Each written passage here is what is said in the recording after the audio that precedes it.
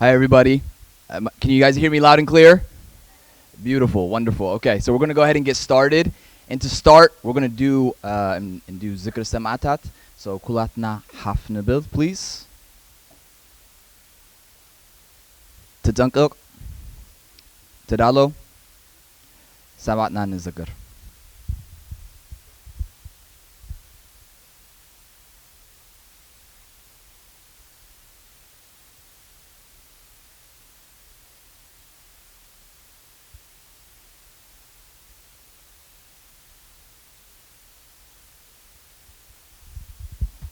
Bislam Rufu, Awat Nahafash. Thank you, everybody.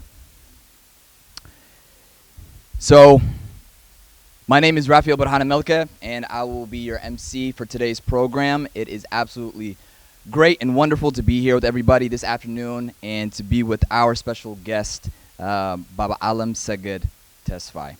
So to start off, I'm just going to provide a little bit of backdrop as to how this event came to be, why we're all here today, and followed by a brief overview of our agenda. So, Baba ALEMSEGED Tesfaye completed and released his latest book called An African People's Quest for Freedom and Justice, A Political History of Eritrea between 1941 to 1962.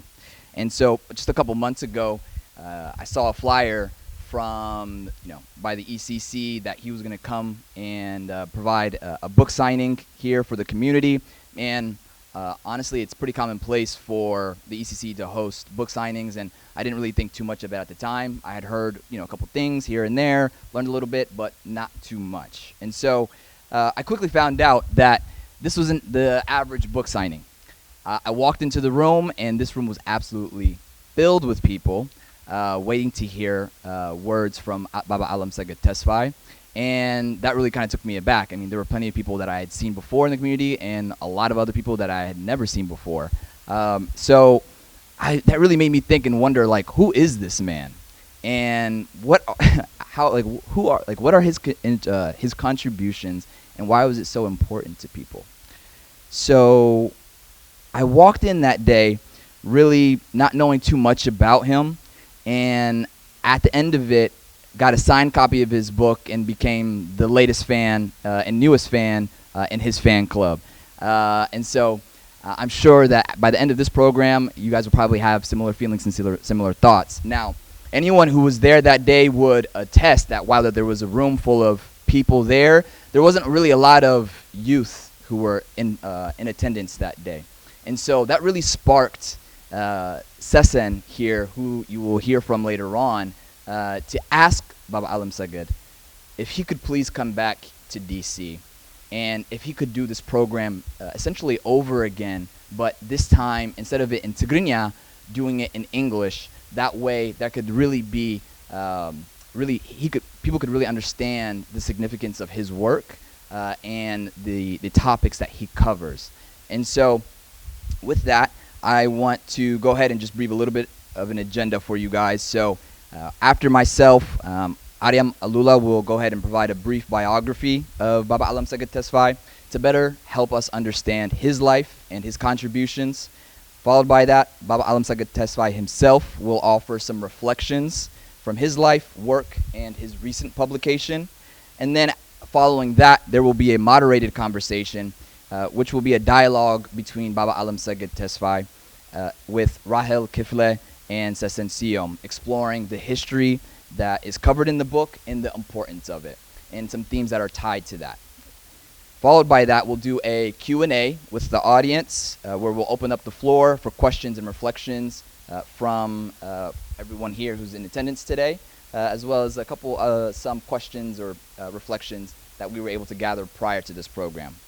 And then, for our closing, Susie Solomon will go ahead and bring it all home for us with her closing remarks. And then at the very end of it, Baba ALEMSEGED Tesfaye will provide an opportunity where he will then do you can get your own copy of the book, as well as possibly, I believe, 2 Weeks in the Trenches, another one of his works, that you could be able to get signed with him later on at the very end. So with that said, I would like to invite Ariam Alula up to the stage to be able to give the warming and introduction for Baba ALEMSEGED Tesfaye. Thank you.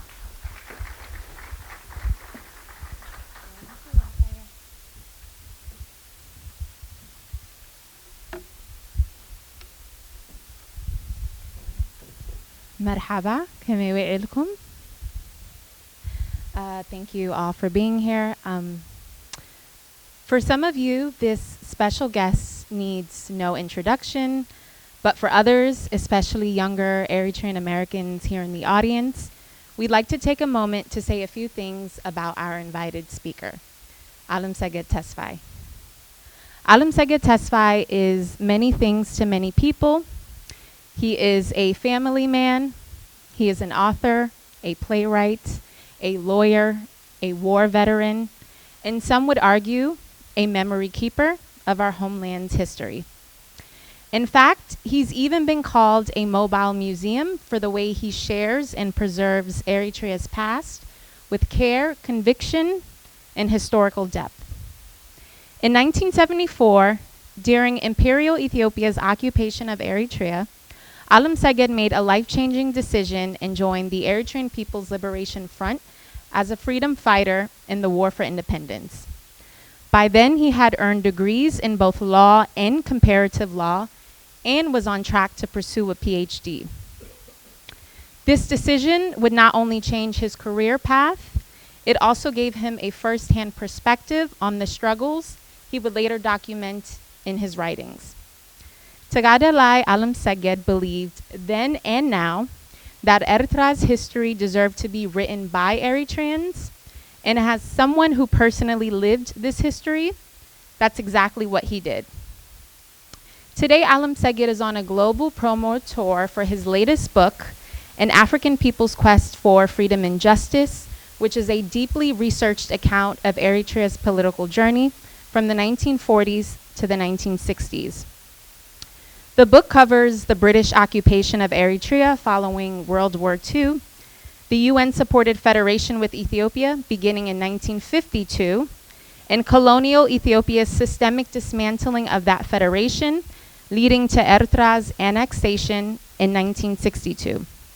These events laid the foundation for Eritrea's three-decade armed struggle, which was achieved in 1991. As ALEMSEGED shared privately with us in conversations, what ties Eritreans across generations is our collective history. And he made it very clear that understanding our history is essential to understanding who we are as Eritrean Americans.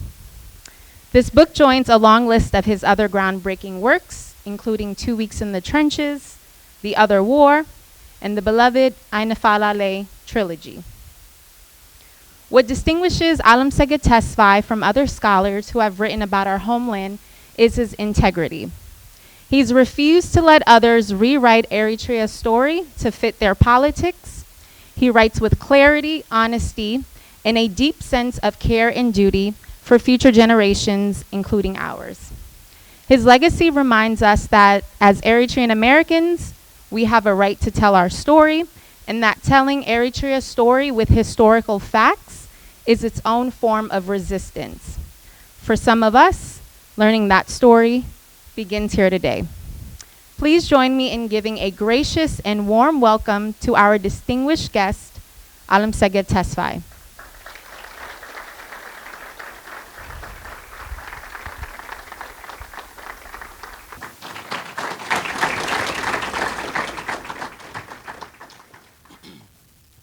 Good afternoon.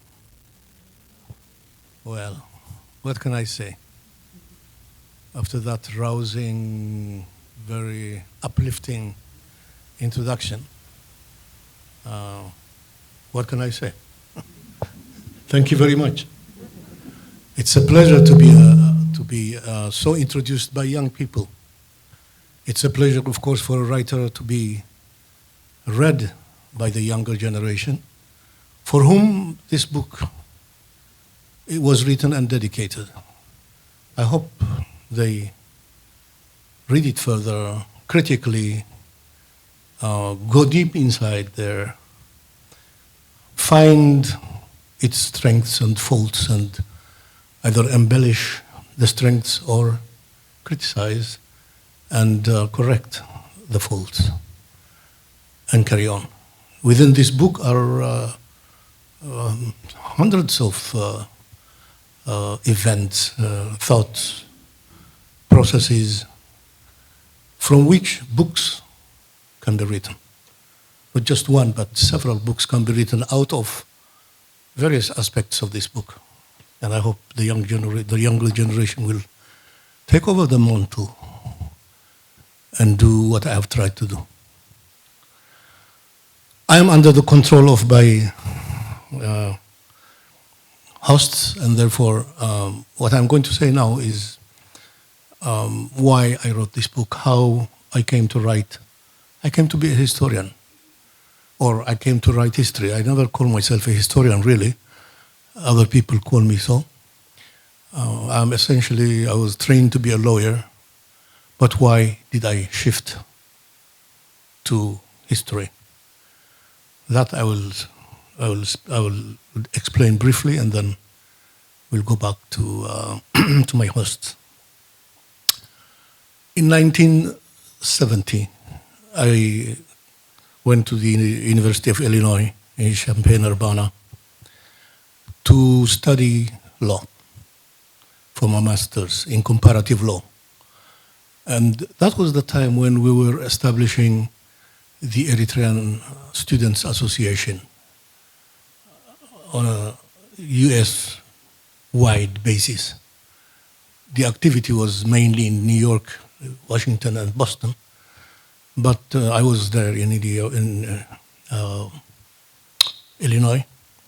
And so in the process, I started to realize that there was this feel, of creating a separate Eritrean organization that would be free from the previous Ethiopian organizations to which many of my Eritrean friends were also a part. So this discussion developed within our Eritrean community. I don't think there were more than this number throughout the United States at the time. We had only about 100, maybe 200 Eritreans throughout the United States. And we tried to discover who is where and then call them over, and if they came, they came. If they didn't, they didn't. So that's how we established that organization. And in the process, a discussion started to grow. What do we know about Eritrea, really? What's the history of Eritrea? Because Eritreans had never taken the initiative to record and write Eritrean history the way Eritreans experienced them. The history that was written for Eritrea was history that was propagated, imposed on Eritreans by the imperial Ethiopian regime throughout the 1940s, 1950s, and even beyond. We can go to the 1920s, to the 1930s. So what was Eritrean history, really? And so for my research, for my master's research in comparative law, I chose the topic, the role of the four great powers and the General Assembly of the United Nations in the federation between Eritrea and Ethiopia. It is registered somewhere in Amazon. You can find it. And in the process of my research, I found out that Eritreans had not written anything, not even an article I could find in the library of 7 million copies, 7 stories high. All I could find were 2 books. One by Longrig, The History of Eritrea. I see that somebody has translated it into Tigrinya recently. And Travasky's A Colony in Transition, Eritrea, A Colony in Transition. Those were the only 2 books that I could find in the library, and they gave the British perspective of Eritrean history, not the Eritrean perspective of Eritrean history. I found 2 other copies written by Eritreans, one by a boy, Ato Al-Azhar Tesfa Mikael, which called for the unity of Eritrea and Ethiopia at the time. Abu al-Azhar in his later years became a very good friend of mine, or I became a good friend of his, and he had regretted his decision at the time, and written another book called My Trials and Tribulations. It's out of print, I think, but he wrote that book at the age of 80-something, 89 or 90, which gives me hope that I can write another book. So, that's all. So in the process of writing that research, that theory, that thesis, I was encumbered by this absence of an Eritrean version of history. What did Eritreans do when Ethiopians were doing whatever they were doing? What were Eritreans doing when the United Nations and the four great powers were deciding on behalf of the Eritreans what were Eritreans doing? Were they writing on an empty page, on a white page, devoid of any Eritrean opinion, devoid of any Eritrean counteractions to whatever was being imposed on them, or not? I couldn't find it in writing. The only way I could find it was to do research inside Eritrea and see what had not been written and made known to the world. Not that there were nothing written. There were a lot of things written. There were the newspapers. There were the independence parties' papers and documents. There were the the Eritrean Assembly's documentation. A lot of documentation stacked in the basements of the offices in Asmara and forgotten. Not published, not researched, not brought forward, not made known to the outside world. So I had to do with very minimal information on Eritrean history, so all I did was just do the legal aspects of that paper. And it stuck in my mind. Why were Eritreans not writing their history? Why?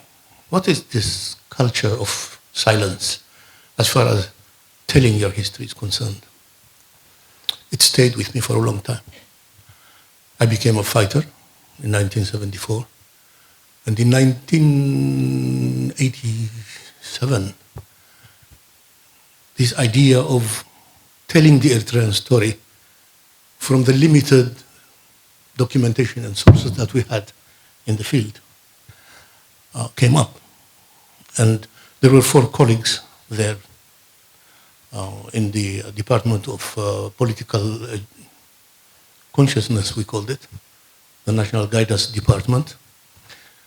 And the 4 of us divided Eritrean history into periods. First period was the ancient Eritrean history, which was taken up by a colleague at the time called Samara Solomon. The second book, the second period, the medieval period, was taken up by Kidane Solomon, his brother. The third was by Demaret Johannes on the Italian colonial period. And the fourth, myself, on the British period and the federal period, because I had had that experience from way back in 1974. And we came up with reasonably good, small-sized publications on Eritrean history that felt different from what was being told outside. And then, several years later again, in 1997, after my stint with the Cultural Department after independence, and then again the Land Commission, I found this opportunity again. I was offered the opportunity to go back to history. To go back to, can you hear me out at the back? To go back to history. The idea was for me to write the history of the Eritrean People's Liberation Army, but then the 1998 war broke out, and it became very difficult for me to do so, and there were other reasons also. And so, rather than just spend time and wait for the war to end, I decided to go back in time to the 1940s, to the area that I was familiar with to begin with, from the University of Illinois. So I started writing researching Eritrean history, and a whole world of literature opened up before me. It was incredible that the Eritreans were not just being the recipients of whatever was imposed on them, that they were actually doing things, that they were maintaining the Eritrean narrative in their own way. All written, some of it written, some of it committed to memory. So I went into the documentation. I went into the newspapers that were still available from those days. And there was a lot of material there in the newspapers. There were all the documents from the Eritrean government during the federal period, and even before, from the documentation of the political parties that rooted for independence or union with Ethiopia. And then the memory of older people, which was very, very important for me. Very important, extremely unique interviews with the protagonists of the time, both from the independence bloc and the Unionist Party. And an assembly of this, from these sources, I could write the Eine Falale. Eine Falale. The idea was for me to write one book on the whole 20-year period. But it turned out that just one episode, one period, one sub-period of that 20 years became 600 pages of writing. Because every fact that was buried by other facts imposed on Eritrea had to be brought forward if you are to be believed. Every fact had to be countered. Now, what I did was, rather than be led by the narrative that was imposed on us, I decided to just study Eritrean history and tell it the way it happened. And in the process, respond to whatever it was that was encumbering it, that was suppressing it from coming up to the surface. And I believe that that's the best way to write one's own history. It's not to answer to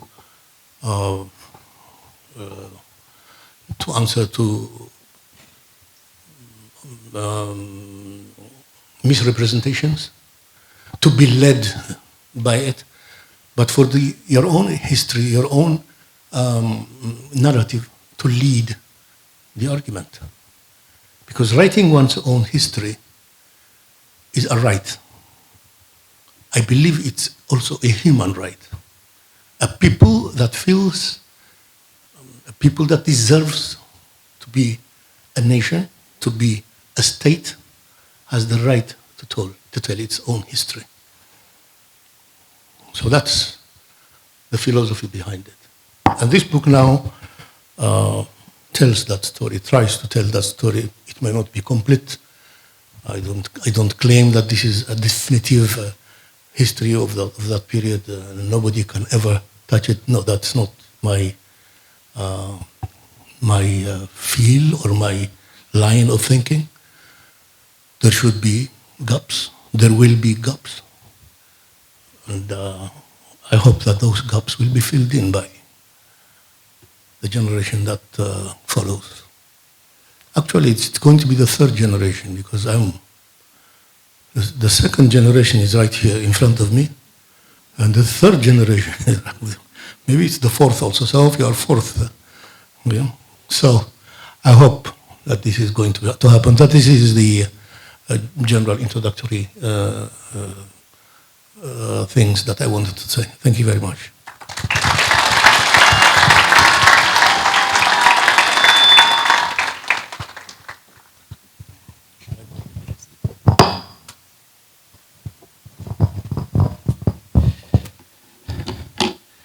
Thank you, Baba ALEMSEGED INTERVIEW. Ooh, that's loud.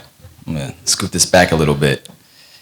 So now we're gonna go ahead and move into the moderated portion of our program. And so I'm gonna go ahead and invite our two moderators up to the stage to join us and join Baba ALEMSEGED INTERVIEW here. So I'm gonna go ahead and invite Rahel Kifle and Sesen Siyom up to the stage, please. Can we get a round of applause for them, please?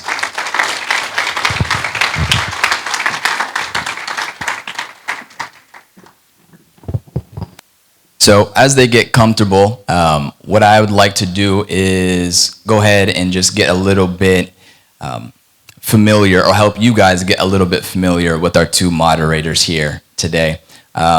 Both wonderfully dressed, of course, to the T, to the 10.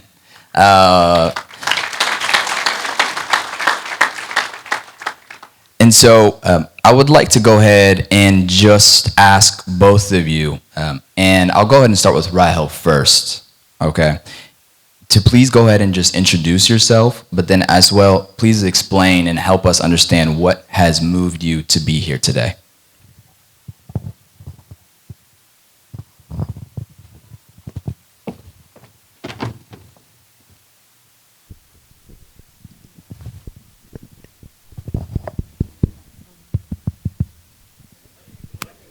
Working. Hello? Test, test. Can you put it up a little bit for me? Yep. Okay. Thank you, guys. Salam. My name is Rahel Kifle.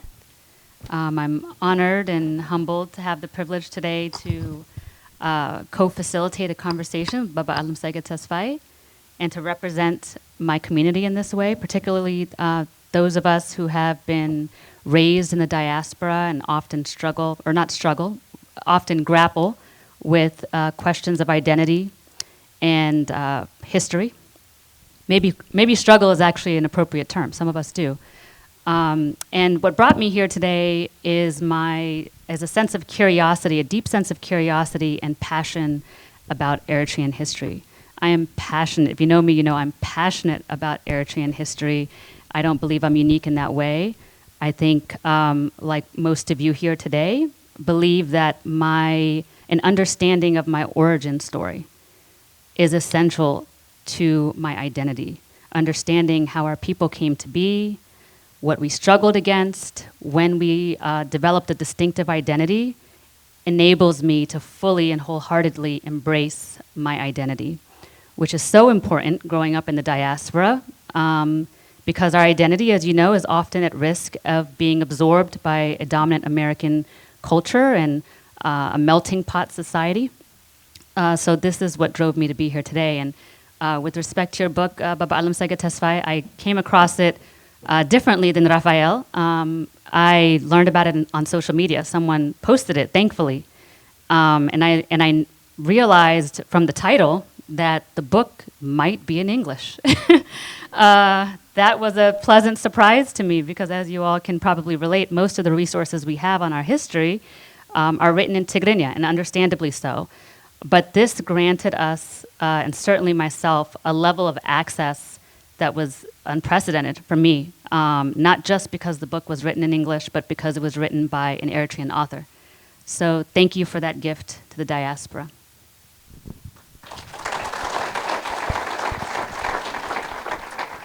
Okay, is this on? Yes. I'm gonna start by correcting my name. It's Sesen Gede, so that's the accurate first and last name, just for the sake of precision and accuracy. So what drove me here today? So I would say that my father is actually a teacher, teaches language, history, Eritrean identity to young adults in the local area. And I would say that ALEMSEGED, you are not new to me because you were a household name within my family. So my father was a very big fan of yours, and he's a huge driver in me connecting to the idea of history being very much informative to who I am as an Eritrean American, and so on and so forth. And the responsibility that I have in carrying on a lot of that historical memory and transmitting it as well.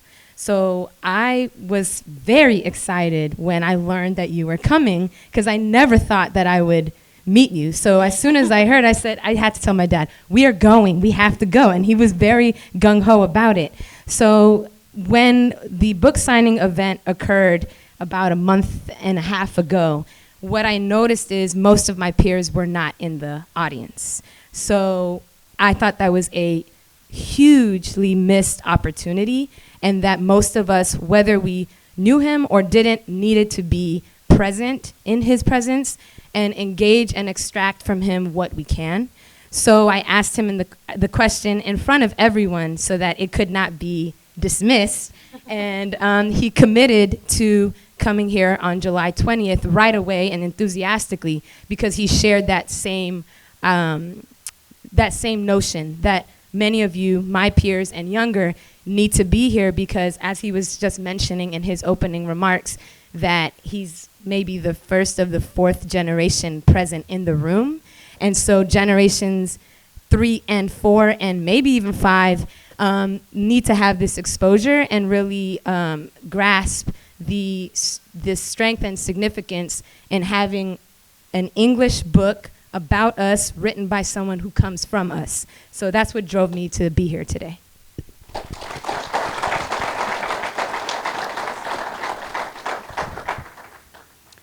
Before we dive into our conversation, I just wanted to make a quick point of clarification about the roles, or the role that Sesson and I are both serving in. We're both here as co-moderators. We do not profess to have a mastery of Eritrean history. In fact, that has nothing to do with why we're here on this stage. We're just equally curious, and I say equally not between the two of us, but between us collectively, about our Eritrean history.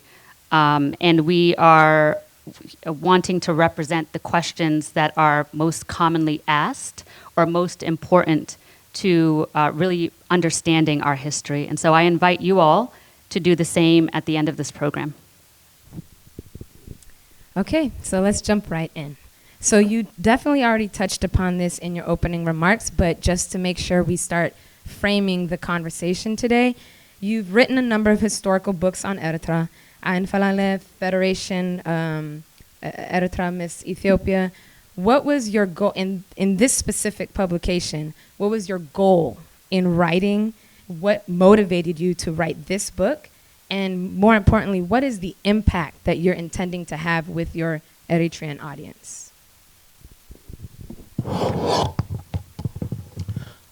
Before I answer your question, let me recognize my family here.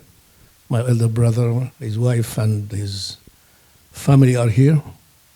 At the same time, one of my oldest friends from age 8, Asfa Bemnat, is here. He traveled all the way from Minnesota to see me. He must be wondering if this person sitting here is the same person who crawled on the floors of on earth, on the ground, playing marbles. So many years ago. Thank you, Asfa, for coming.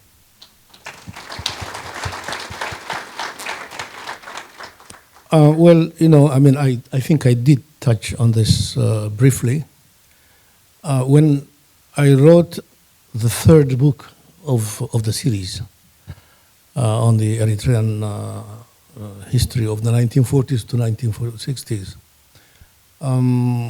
the idea came up of writing it in English, and I was not sure I wanted to do that, because I knew it was going to be an extremely huge task, condensing the 3 volumes into English and writing it in a way that it would be palatable and understandable to an essentially English-speaking readership.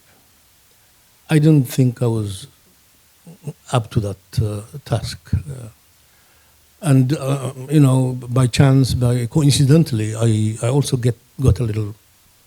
I had some health issues in 2017, 18 to 19, until 20, and I was not sure I was going to do it. But in 2016, I believe it was, in an international conference in Asmara,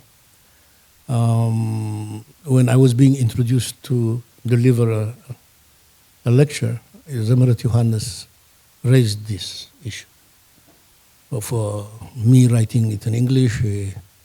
He pleaded with me, more or less. And 2,000 people applauded and endorsed his suggestion.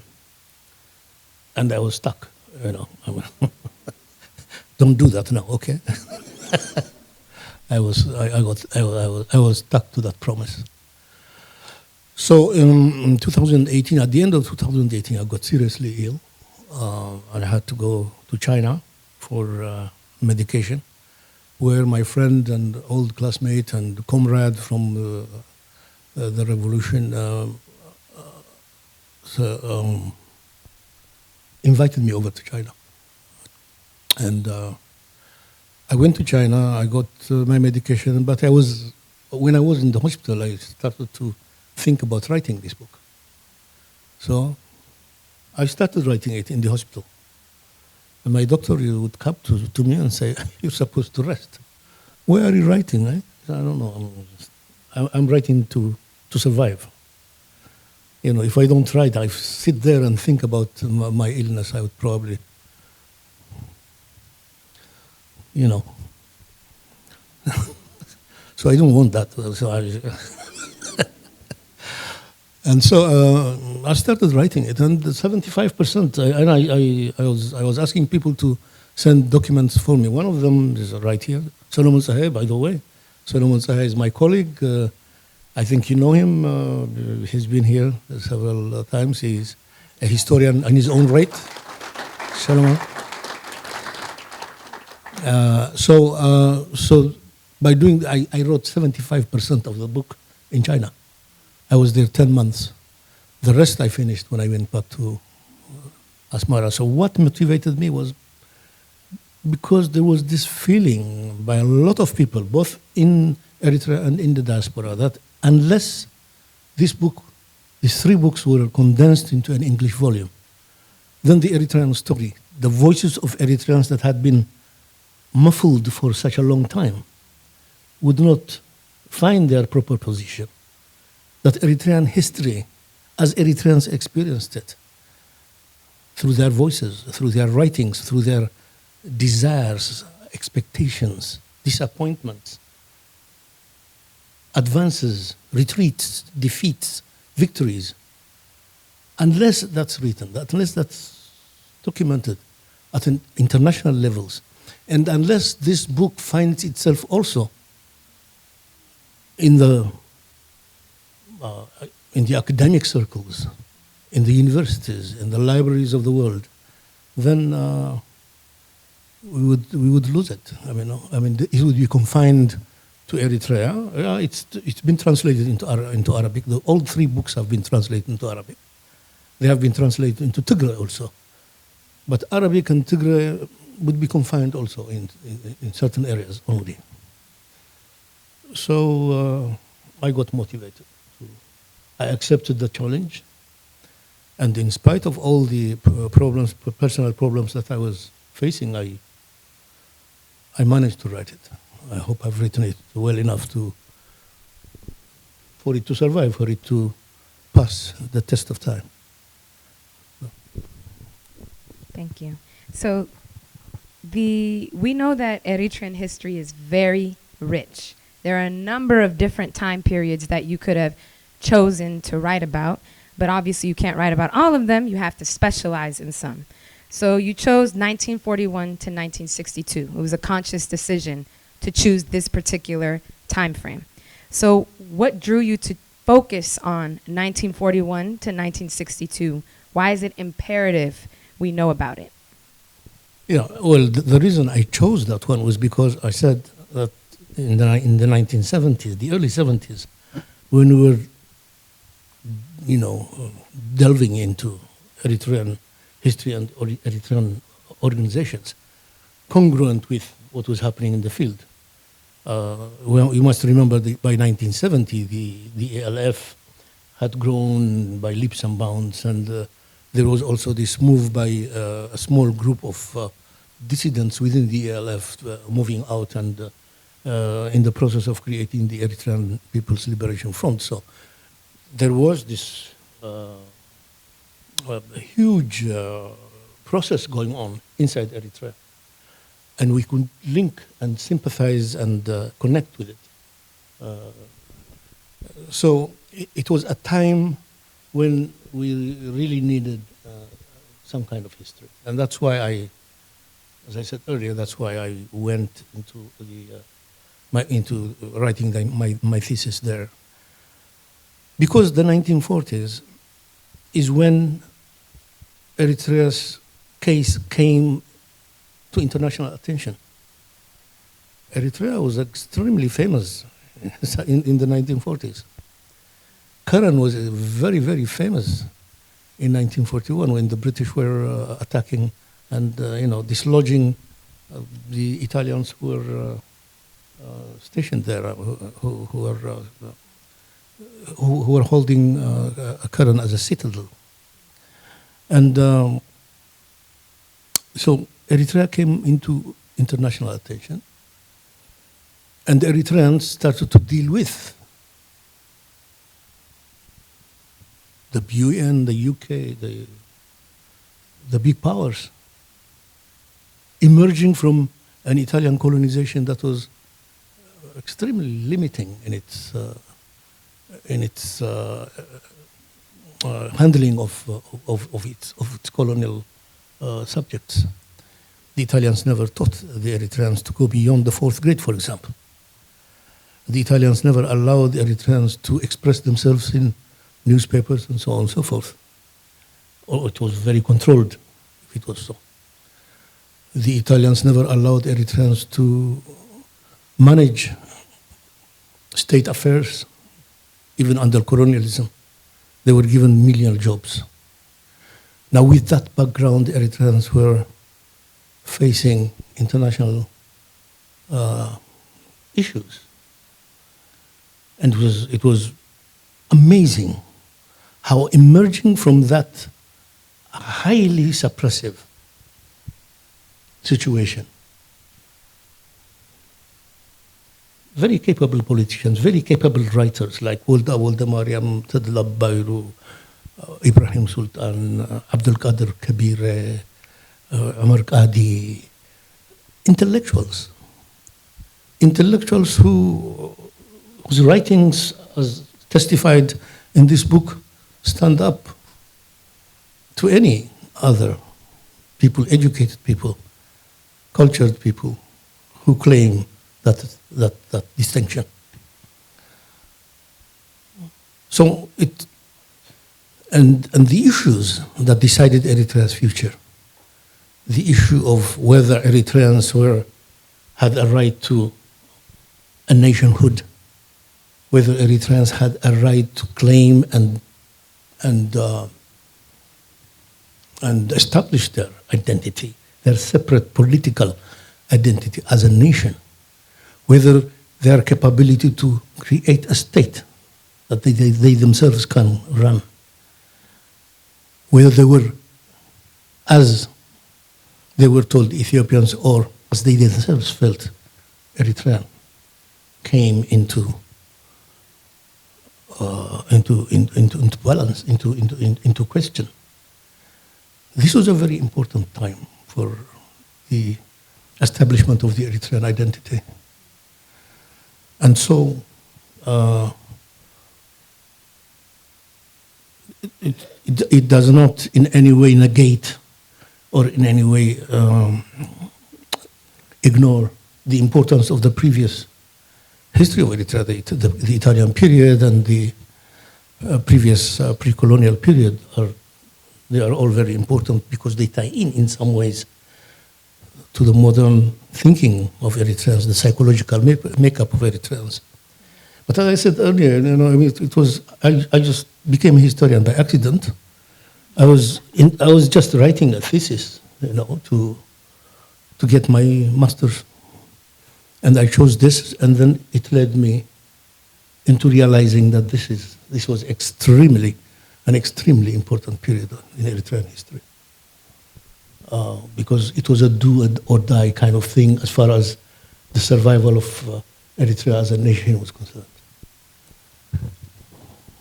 Thank you for summarizing why you chose that period. I know that's a question on a lot of people's minds as they read your book. You talked maybe a question or two ago about the importance of Eritreans telling their own history. And we know that there have been a number of other resources on Eritrea that were authored by people who are not Eritrean. And you critique this in your book. You mentioned that these other scholars approach our history in a way that doesn't really take into consideration the will of the Eritrean people. They don't consult Eritrean sources. They don't even do field research from within Eritrea when they're authoring these resources on Eritrean history. So in your view, what has been the cost of non-Eritreans telling our story? Well, what happened was the cost. Well, when the issue of Eritrea came before the four great powers and the United Nations, the history that was written, and published and spread throughout the world and so on, were the history that the Ethiopians assigned to Eritrea, which goes as follows, very briefly. Number one, that Eritrea historically belonged to Ethiopia from time immemorial, that there was this uninterrupted polity called Ethiopia that included Eritrea, and Eritrea was part and parcel of Ethiopia throughout history, that Italy carved Eritrea out of Ethiopia, that throughout the period of Italian colonization in Eritrea, throughout that period, no Eritrean sense of identity evolved, that Eritreans remained faithful and true to the memory of an Ethiopian identity. How many? 3, right? Yeah.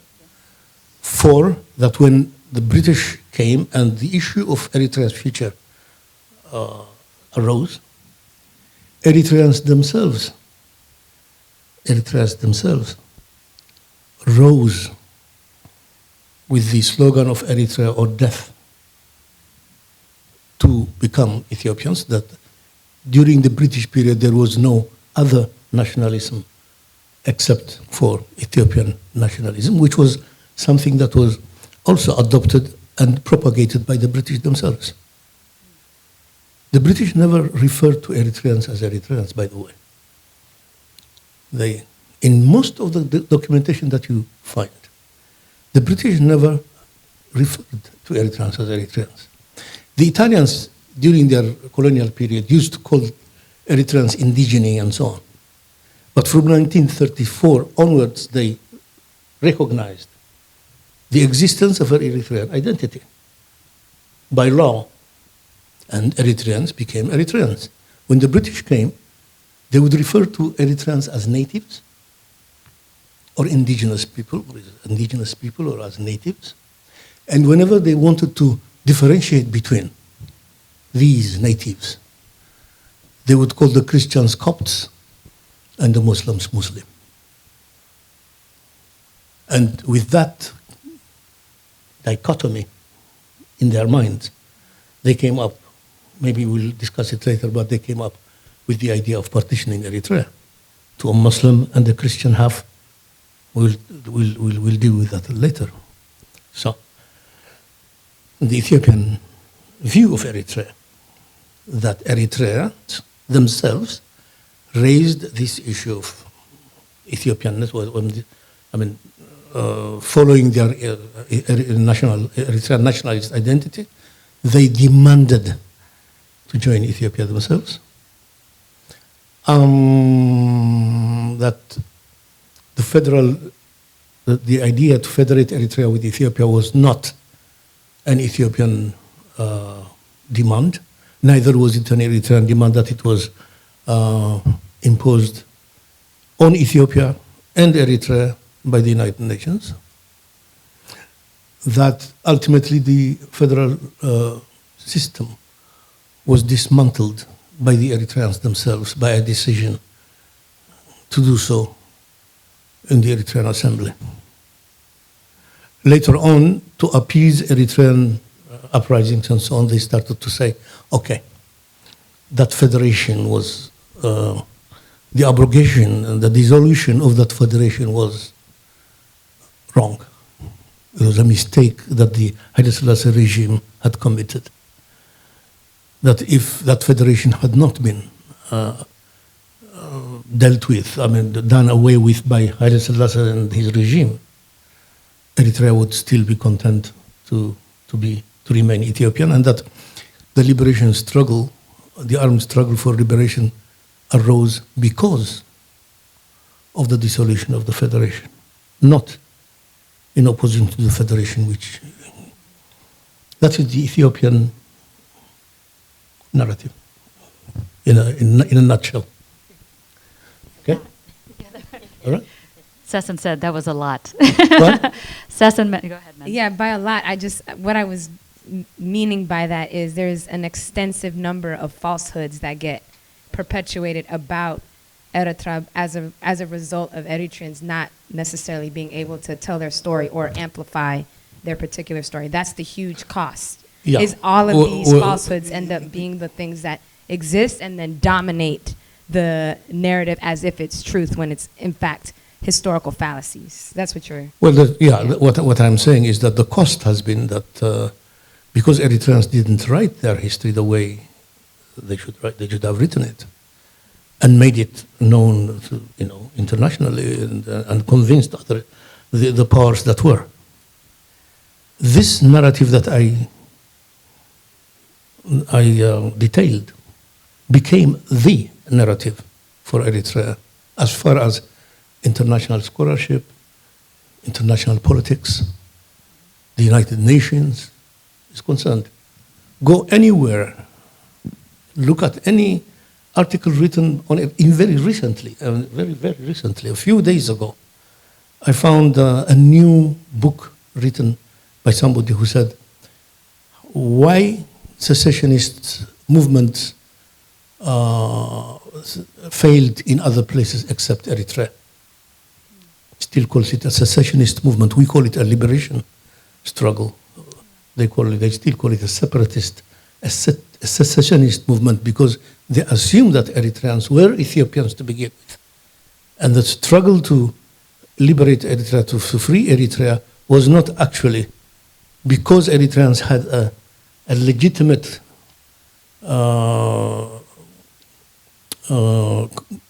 post-colonial reason to do so, but just because they wanted to extract themselves from a union that they were not happy with. And that makes a huge difference. It made a huge difference during the armed struggle for independence, because throughout our armed struggle for independence, very few countries recognized our struggle as an independence struggle from an unresolved colonial issue. Okay? So that's the cost. Yeah.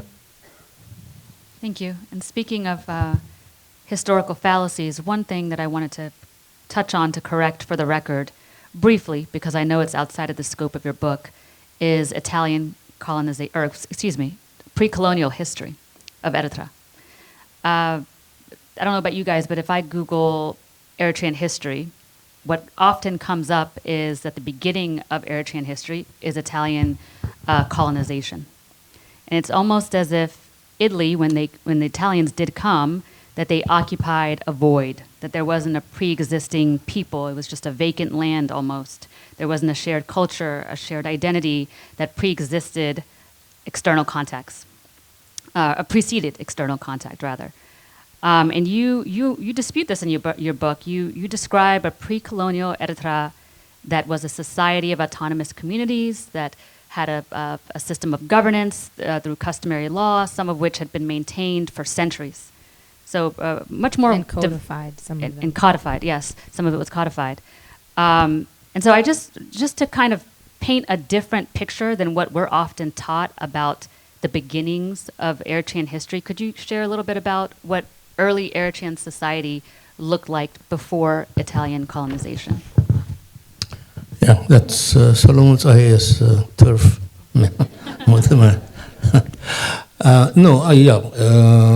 Eritrean society, as I briefly mentioned in this book, when the Italians were not occupying a void, they were not occupying a void. There's a whole history, a fascinating history, of the peoples that later on constituted Eritrea before the colonial period. Some of it is internal, the internal strife and alliances and fights and disagreements between various villages, various sections of the society for power. That's Azzaga, the Hazzaga, for example, all these fights between two houses that occupied quite a period of Eritrean history. And the alliances that they used to make with the Turks, sometimes with the Ethiopians, to preserve their identity, because that period, that area was a tributary state, a tributary area. The so-called Merab Milash, the coastal region, and the western provinces were tributary areas where they paid tribute to either the Ethiopians or whoever invaded them, because this was a coastal area that was attractive to a lot of these powers outside the Merab Milash. But that's a different story, of course. It will take us to other, but it was a society of history. Like I said, Solomon in his book relates not only the Melkas and the Masse, not only the poetry, but the history behind it. There is a whole lot of historical facts that are stuck in that period, and we need to extract those, write them, and make them also known to inside Eritrea. They are well known, but mainly it's committed to memory. When the Italians came,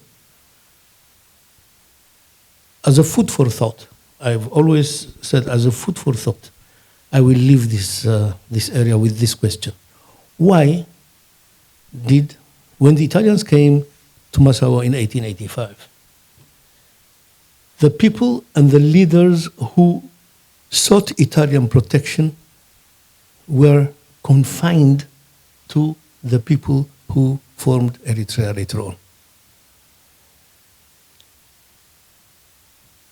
The people who sought Italian protection brought the Italians up the highlands to Asmara were the people who formed Eritrea later on. The people whom Italy colonized. Why? Why did, for example, Sana'a submit or seek protection from Italy when Adegrat did not? Adegrat is in Tigray, Sana'a is in Eritrea now. Ardukhala, the Judge Majlis Famariam or whoever he was, submitted to Italy, sought protection from Italy. Adwa or Aksum did not. The Tigrayans didn't. The future Eritreans did. What was happening in Eritrea then?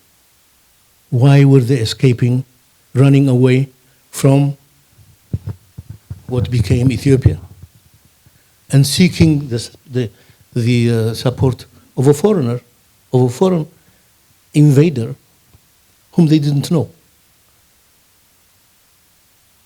It's a very important question that we need to.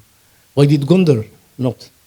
The Gondarians. Why did Humara and all these places, Walqait, why didn't they go to seek Italian protection? Why did Tassanay and all these places seek Italian protection? Something was happening out there, inside this place that we later on called Eritrea. that made them choose an alien invader to the devil they know. كبت فلتو شيء تمسي زي فلتو تجبر كبت فلتو من أقصى تفلتو شيء تاتا. Better the devil you know than the devil you don't. Yeah. So that question, I will leave you with that question. It's a very important question that we need to deal with, that we need to examine further, because there were invasions, there were atrocities, there were pogroms from Ethiopia or from Tigray and Amhara to inside Eritrea. The Wube invasions, the Alula invasions, the beginning from 1750s to when Alula left Eritrea in 1887. I counted something like 13 or 14 major invasions into Eritrea, where they completely devastated the cattle, the property, and the people. Just one example, Alula himself, when he was occupying Eritrea, Asmara, for about 12 years in the late 1880s. Maybe just for some who may not know who he is. Or Alula was the general from Emperor Johannes' general who occupied Asmara for 12 years. That's the only time. From Tigray. Pardon? From Tigray. From Tigray. Yes. That's the only time that the future Eritrea was ever governed or ruled or controlled for any length of time by somebody outside of Marab Milash and the adjacent areas. So Alula himself went to the western provinces, where he faced an army invading from Sudan, the Mahdists, and defeated them at a place called Kofit, with the aid of future Eritrean peoples there. But for some reason, he was intent, or he announced that he was going to invade, take over Kassala, which is very close by. That's in Sudan. But instead, he turned around and destroyed the Kunama and the Nara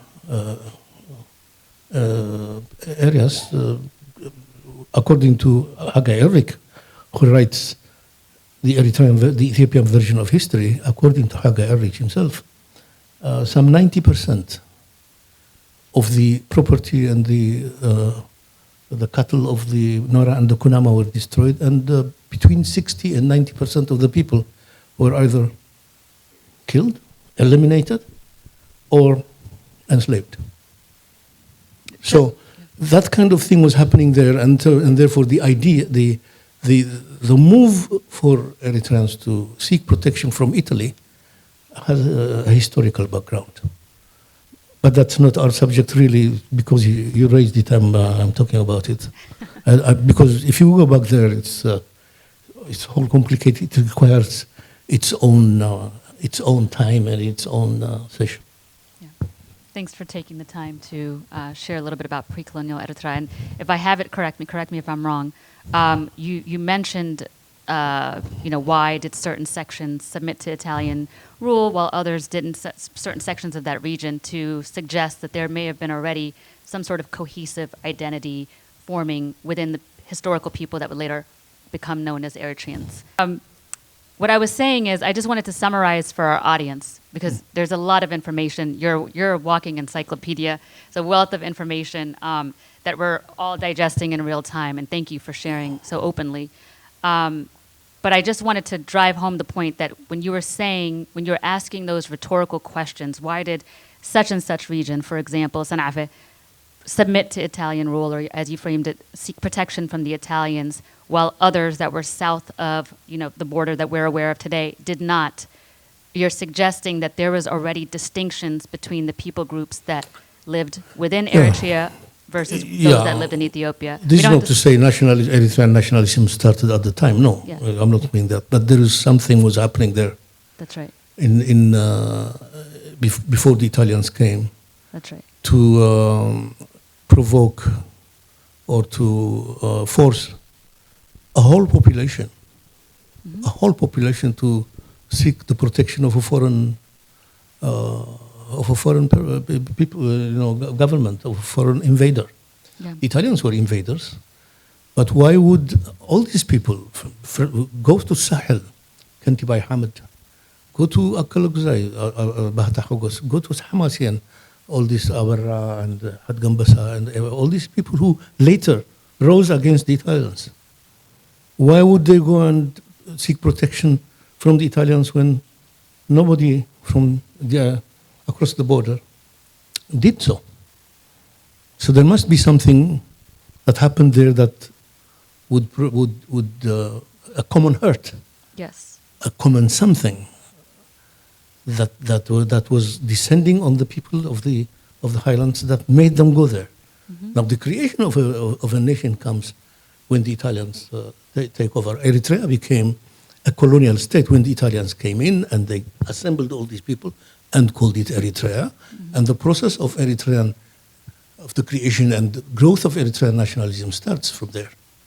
So I'm not suggesting that Eritrean nationalism started before colonialism. There was no Eritrea at the time, but there was a society of people there for various reasons, various reasons to which we cannot go in detail now here, sought Italian protection. And those people who sought Italian protection became the future Eritreans. So that needs to be studied. That needs to be explored more, because I don't see it anywhere else. And it's not my area of expertise. I cannot expound it the way other people might, but this is a hunch that I have, that we need to really study. Well, you were describing, though, some of those factors that pushed various ethnic groups within Eritrea to seek Italian protection. And some of what you were describing was the Tagaru and, well, you didn't mention Amhara, but some of these warlords making incursions into Eritrea and essentially decimating some of these Eritrean societies. Genocide is what you're describing. So those are really important, and I know that's beyond the scope of the book, but leading into the next question, there was about 100 pages of your book that ended up not being, that couldn't be published. And maybe you already kind of went into some details about it, but maybe you can just say very quickly what was being captured in that 100 pages and how it may be relevant, and how it was relevant originally when you were including it before the publishers asked you to remove it. Why was it relevant to the 1941-1962 period? Because you did select it for a reason before you were asked to remove it. Yeah, and I thought that writing only from 1941 to 1962 would not do justice for the previous and following historical periods.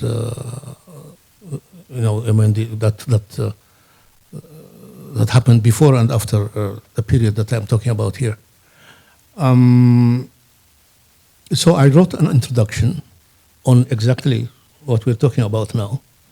Not an expert from an expert's point of view, because I'm not an expert on pre-colonial history, but what I could find and my suggestions in about 30, 40 page introductory note, and also an epilogue of close to 70, 80 pages. Now, both of them had to be edited, editors. And the way that they have been edited, I think, have been, the truncated versions of what I originally wrote, and maybe also a little compromised, because everything that, the explanations, since the explanations are not there are only these sentences and so on put together, and so how when you edit, you lose a lot of stuff. And so about 100 pages has been cut off. And it's there in my hard disk, waiting. I don't know what I'm going to do with it. Maybe the first period I could I'm thinking of cooperating with some younger people who are interested in history and embellish it and maybe submit it to as a journal article maybe, or maybe join the two together and make a little book. That also takes me to writing another book, which is. Can we vote? Pardon? Can we take a vote? What we would like no, for no, you- no, no, don't. No voting, no. Thank you. Just to move the conversation along a little bit faster, this is also outside of the scope of your book, ALEMSEGED, but if you could just briefly, not to put the restriction on you, but if in like maybe less than a minute, respond to just this question before we dive into the substance of your book, because I do want to give the majority of our time to your book. But the topic of Italian colonization, it lasted for almost 50 years, from 1890 to 1941. And the legacy of the Italians is a bit complicated, I think, even in the diaspora, especially in the diaspora, because it's romanticized a little bit. We focus on things like gelato and cappuccino and pasta and the architecture they left behind, and they're almost seen as this benevolent party that just sort of happened to live alongside of us in Eritrea, as opposed to colonizing us, right? So I just wanted to give a little bit of time in this segment to focus on you explaining the very abusive reality of living under Italian rule. What was that like? Well, the Italian period was at the beginning, when the Italians came. You know, my father was born in 1896, would you believe? During the Battle of Adwa. That's when my father was born. And I used to ask him later on in life why they accepted Italian colonization and why they didn't rise against it. And he used to tell me, because the Italians brought peace. No matter what else was happening, you know, during or before the Italian times, when they came, there was peace and security. And compared to the previous years of strife and invasions and so on, he said from their whatever they were hearing from their parents, and whatever we were hearing also about those times, he used to tell me that it was because there was, for the first time, peace and stability. But that honeymoon period between Eritreans and Italians, it was never really a honeymoon because the Italians were suppressive, they were not giving the education and so on, but they let the Eritreans be. They created a superimposing government, you know, a government that controlled through its security and army and police sections. It's completely controlled the society, but left the society to continue its old practices. The Italians never tried to divide Eritreans, or at least to interfere in the way Eritreans managed themselves. They just left them alone. All the codified or uncodified traditional laws continued. The interrelationships between Eritreans, the complex ethnic interrelationships between Eritreans was not touched. Eritreans still count their ancestry. You know, they are not antagonistic against each other. You know, Muslim, you call somebody a Saho, and the other one a Christian, and the other one a Tigre, and you find that through an intricate web of ethnic ties, they are related.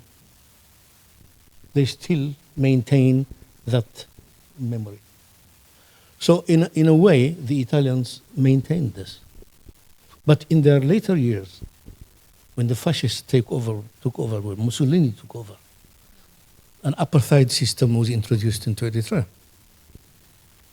completely separating the Muslim, the Italian, the native, and the half-caste, as they were called, or the Eritrea or the Italo-Eritreans, were completely divided into sections. So the policy of discrimination arose, and the Eritreans got embittered as a result of that. And that was one of the main, I think, one of the main sources of Eritrean nationalism also at the same time.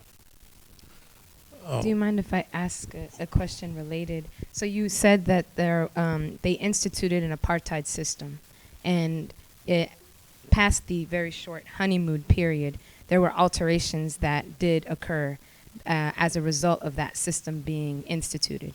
So that impacted the social and economic fabrics of the society. So could you maybe touch upon things like conscription, land confiscation? You mentioned already limited education, but I think some of those are, even changing to a cash economy. Maybe describe a little bit about those, and then we. Thank you for reminding me, because what happened was, I said the Italians, the Eritreans, sought protection from the Italians.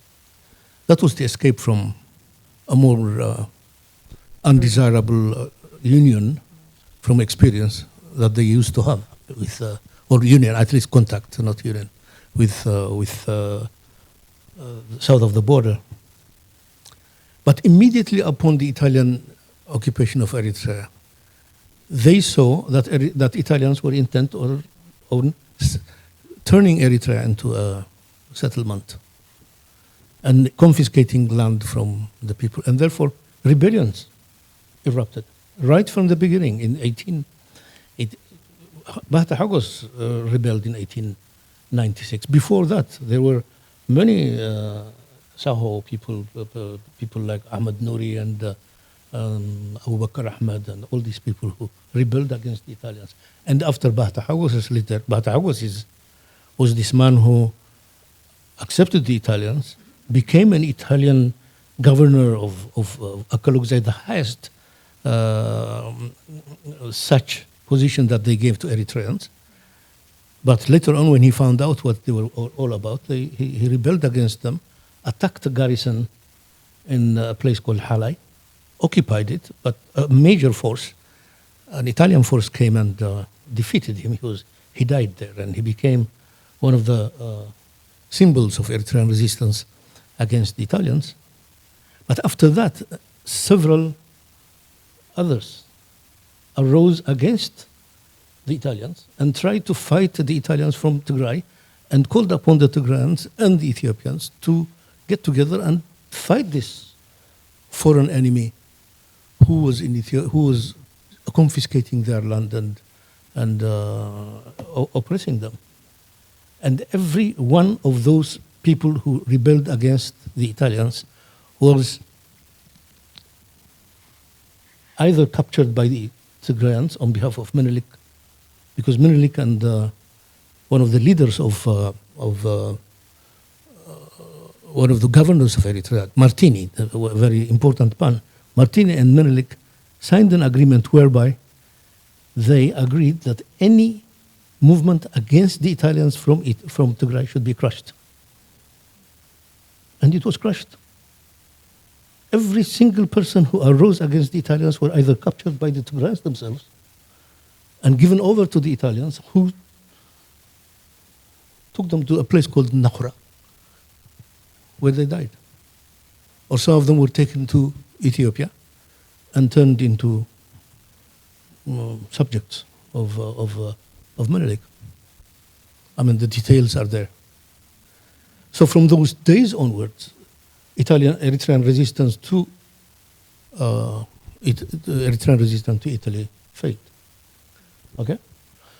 But this Italian period, there is a book by Zemirat Yohannes that deals with this. But unfortunately, it's not translated into Tigrinya. I think I'll choose a time to... It's not translated into English. To make him... What? It's not translated into English. To have it translated into... Yes. It should be translated into English. It's a very important book in Tigrinya. Italia Umagzat in Eritrea. And then there is also another sequel to it that deals with the resistance to Italian colony. But we're spending too much time. Yes. Yes. Let's move on to the British occupation. You begin your book with the British occupation very intentionally, and you paint this picture of Eritreans holding a very deep resentment for the Italians.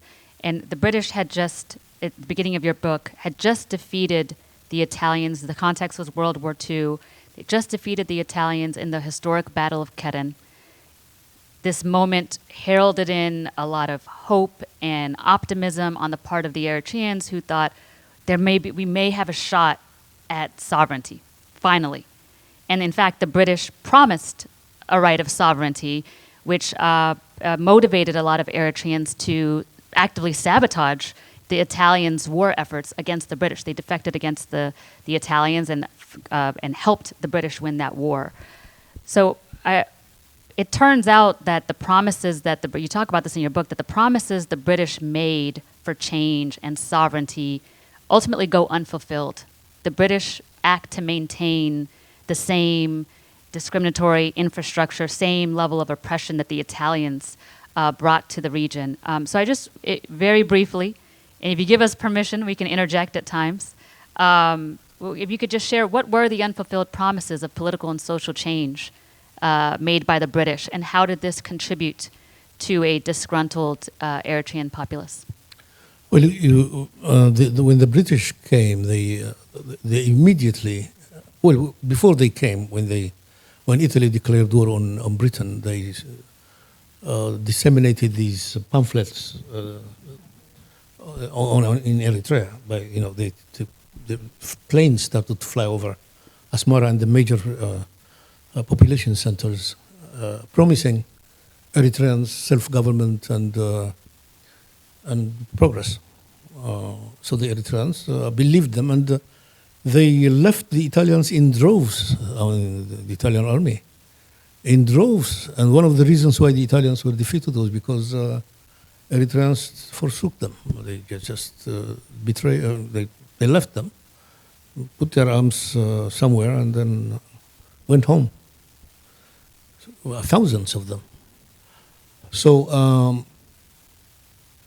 when the British took over, within a month, it was clear to the Eritreans that they were not interested in liberating Eritrea from an oppressive colonizer, but that they were, in the name of caretaking, they were about to interfere in Eritrean affairs. Because what they first did was return the Italians to their old colonial positions.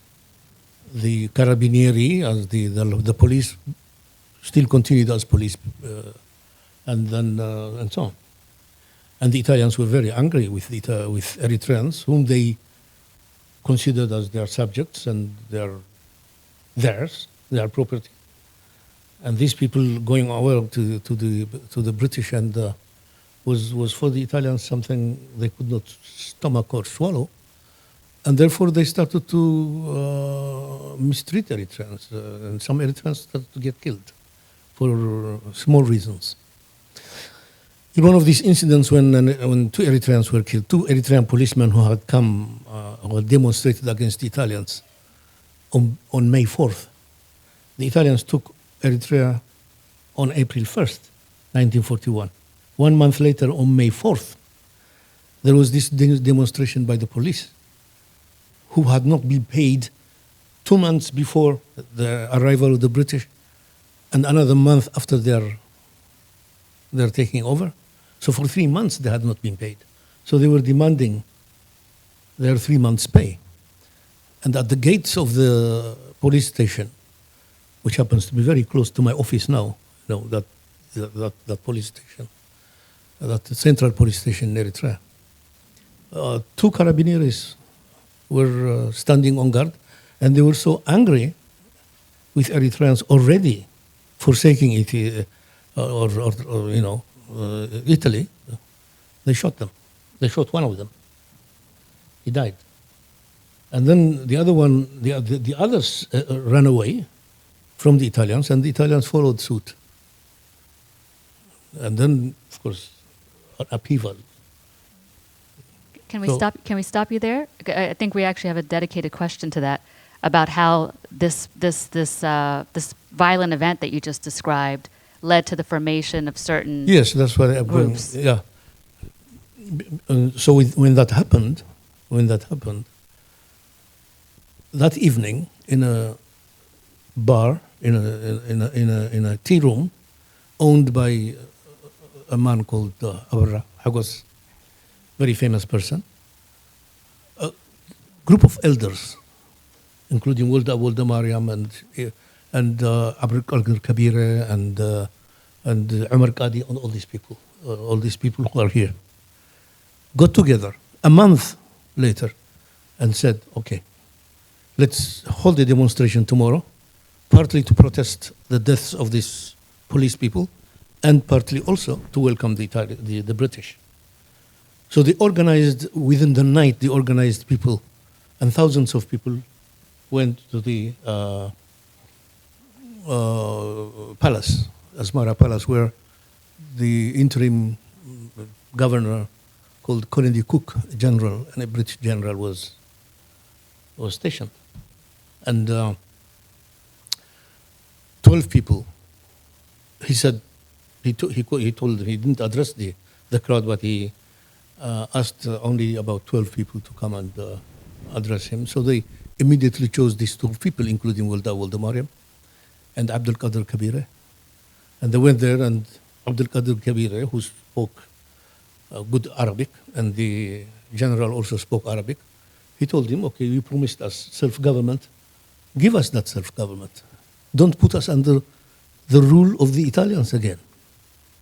Because this is what the result of so give us our rights, place us wherever these Italians are, because we are capable also of handling state affairs.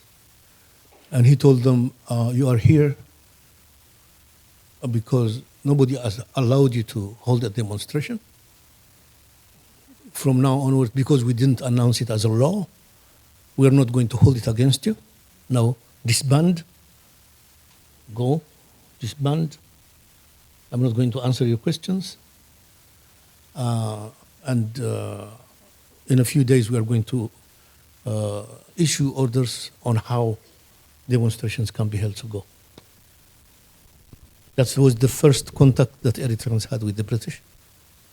That very evening, on May 5th, this group of people sat down and created what is known as Mahbar Faqri Hagar, the Association of Eritrean, the Association of Love of Country. Okay? That was an organization. It didn't have any political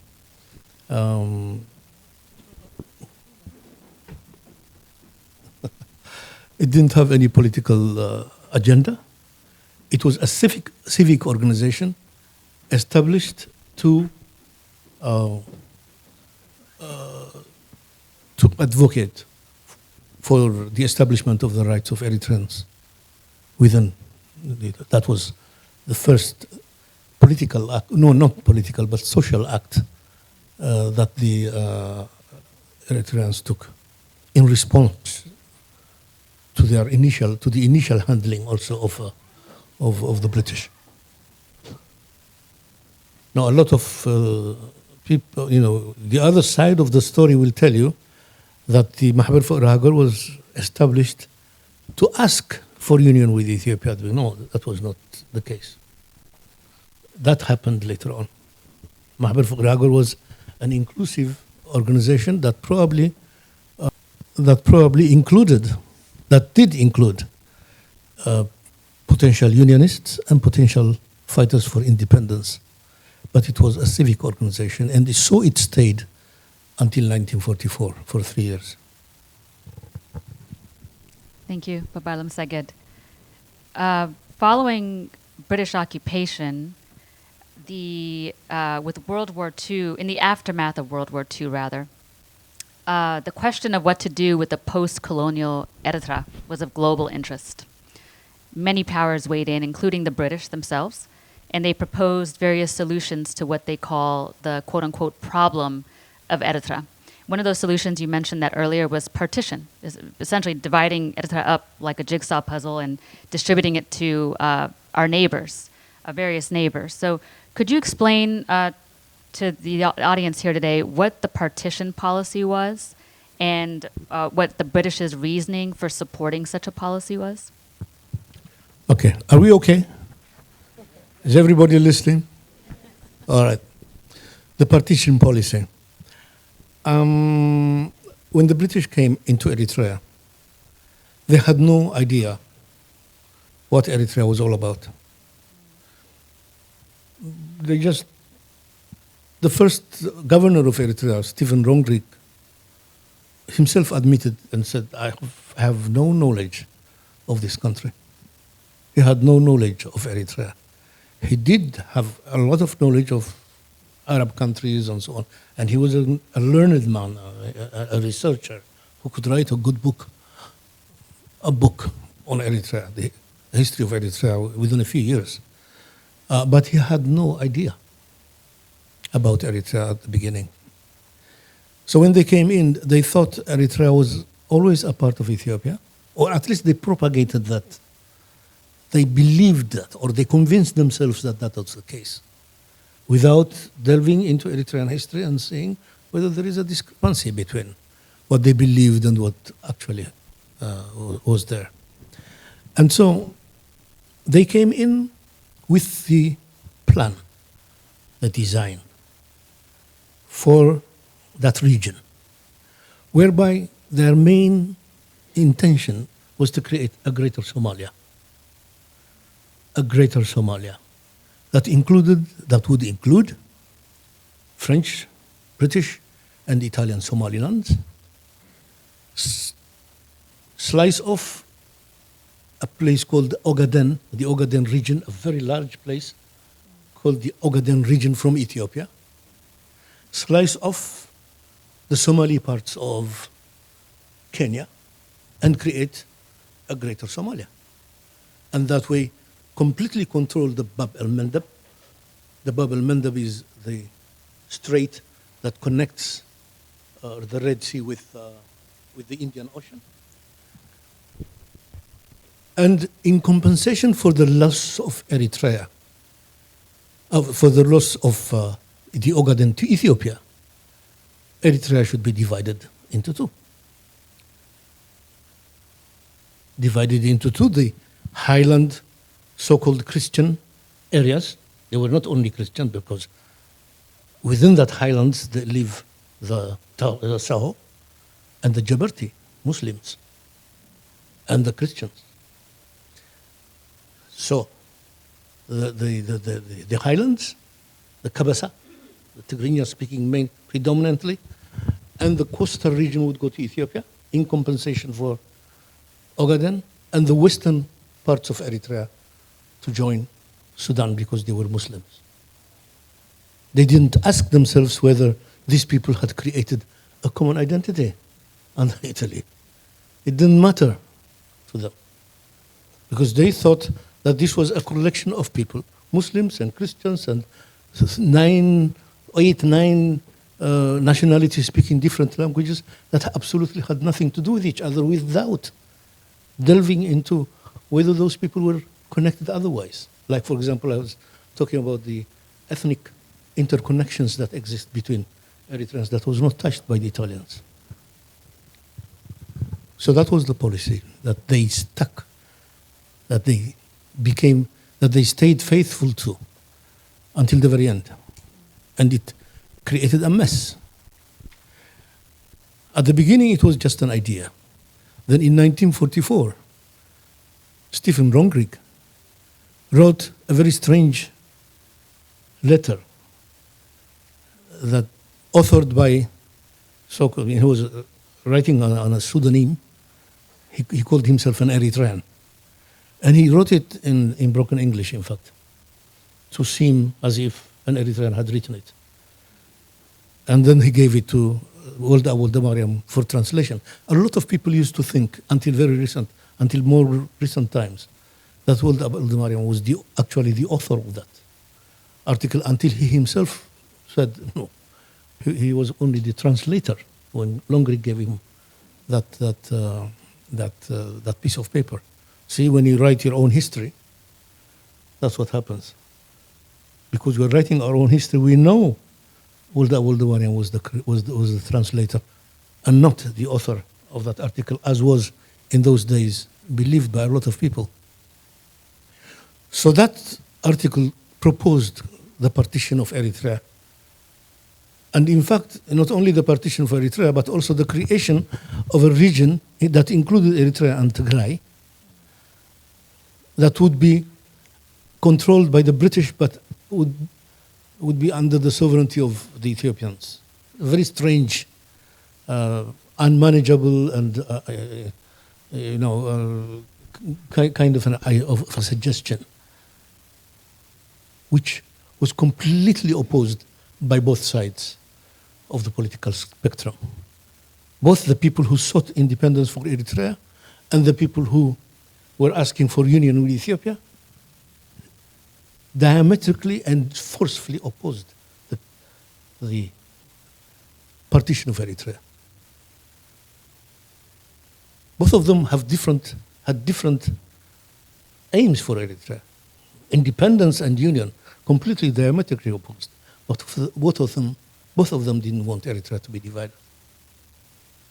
And that particular stance by both parties was to play a big role later on in the unity of Eritreans, in the Unionist Party coming to the nationalist and the independence fold. So that was the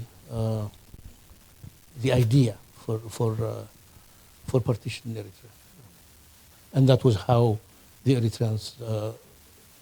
But later on, of course, okay, let me also go further and conclude it.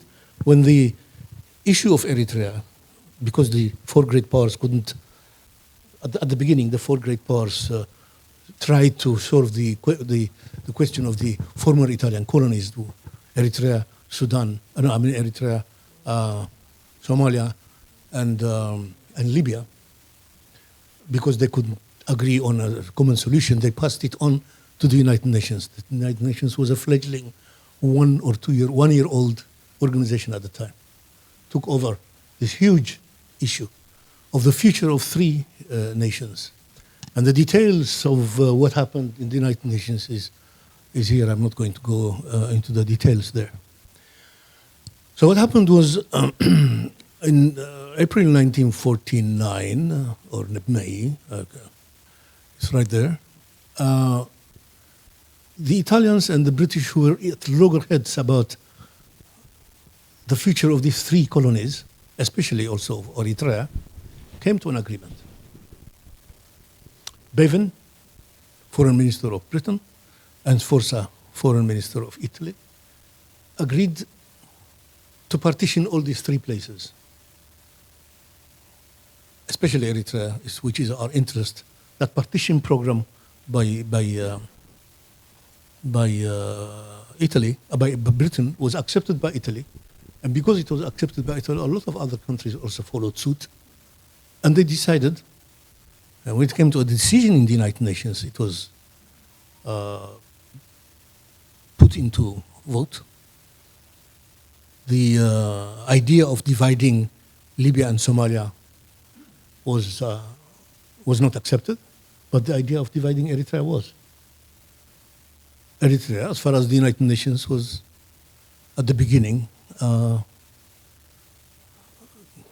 condemned to division, to partition, despite the opposition of the people of Eritrea. So what happened was the Russians had proposed that this should not be previously, that the separate treatment of these three countries by the United Nations should not decide the future of the three former colonies. That there should be another vote to decide whether the issue of the Italian colonies had been handled by the United Nations appropriately and correctly. And that had to be voted on, and that vote was defeated. I think Haiti is the only, by one vote, Haiti decided the balance of saying, okay, no. They were not satisfactorily solved. The problems of the Italian colonies were not satisfactorily solved. And that saved Eritrea's partition. That saved Eritrea's partition. Otherwise, it was decided that Eritrea should be partitioned. I don't know what would have happened in Eritrea, but it was debunked anyway. So that's the Italian. But the British still continued until the very end, until the federal decision. The British continued with their partition policy.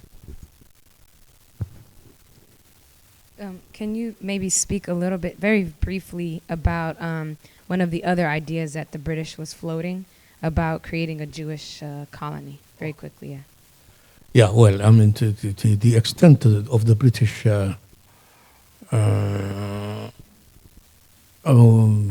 impunity on how much they thought Eritreans could not resist was the idea of creating a Jewish settlement in Eritrea. I'm sure this is new probably to many of you. Is this new to many of you? How many of you? Oh my goodness. I'm glad you raised it. Yeah.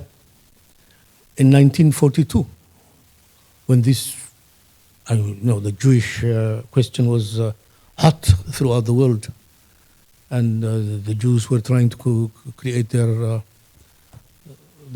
state of Israel.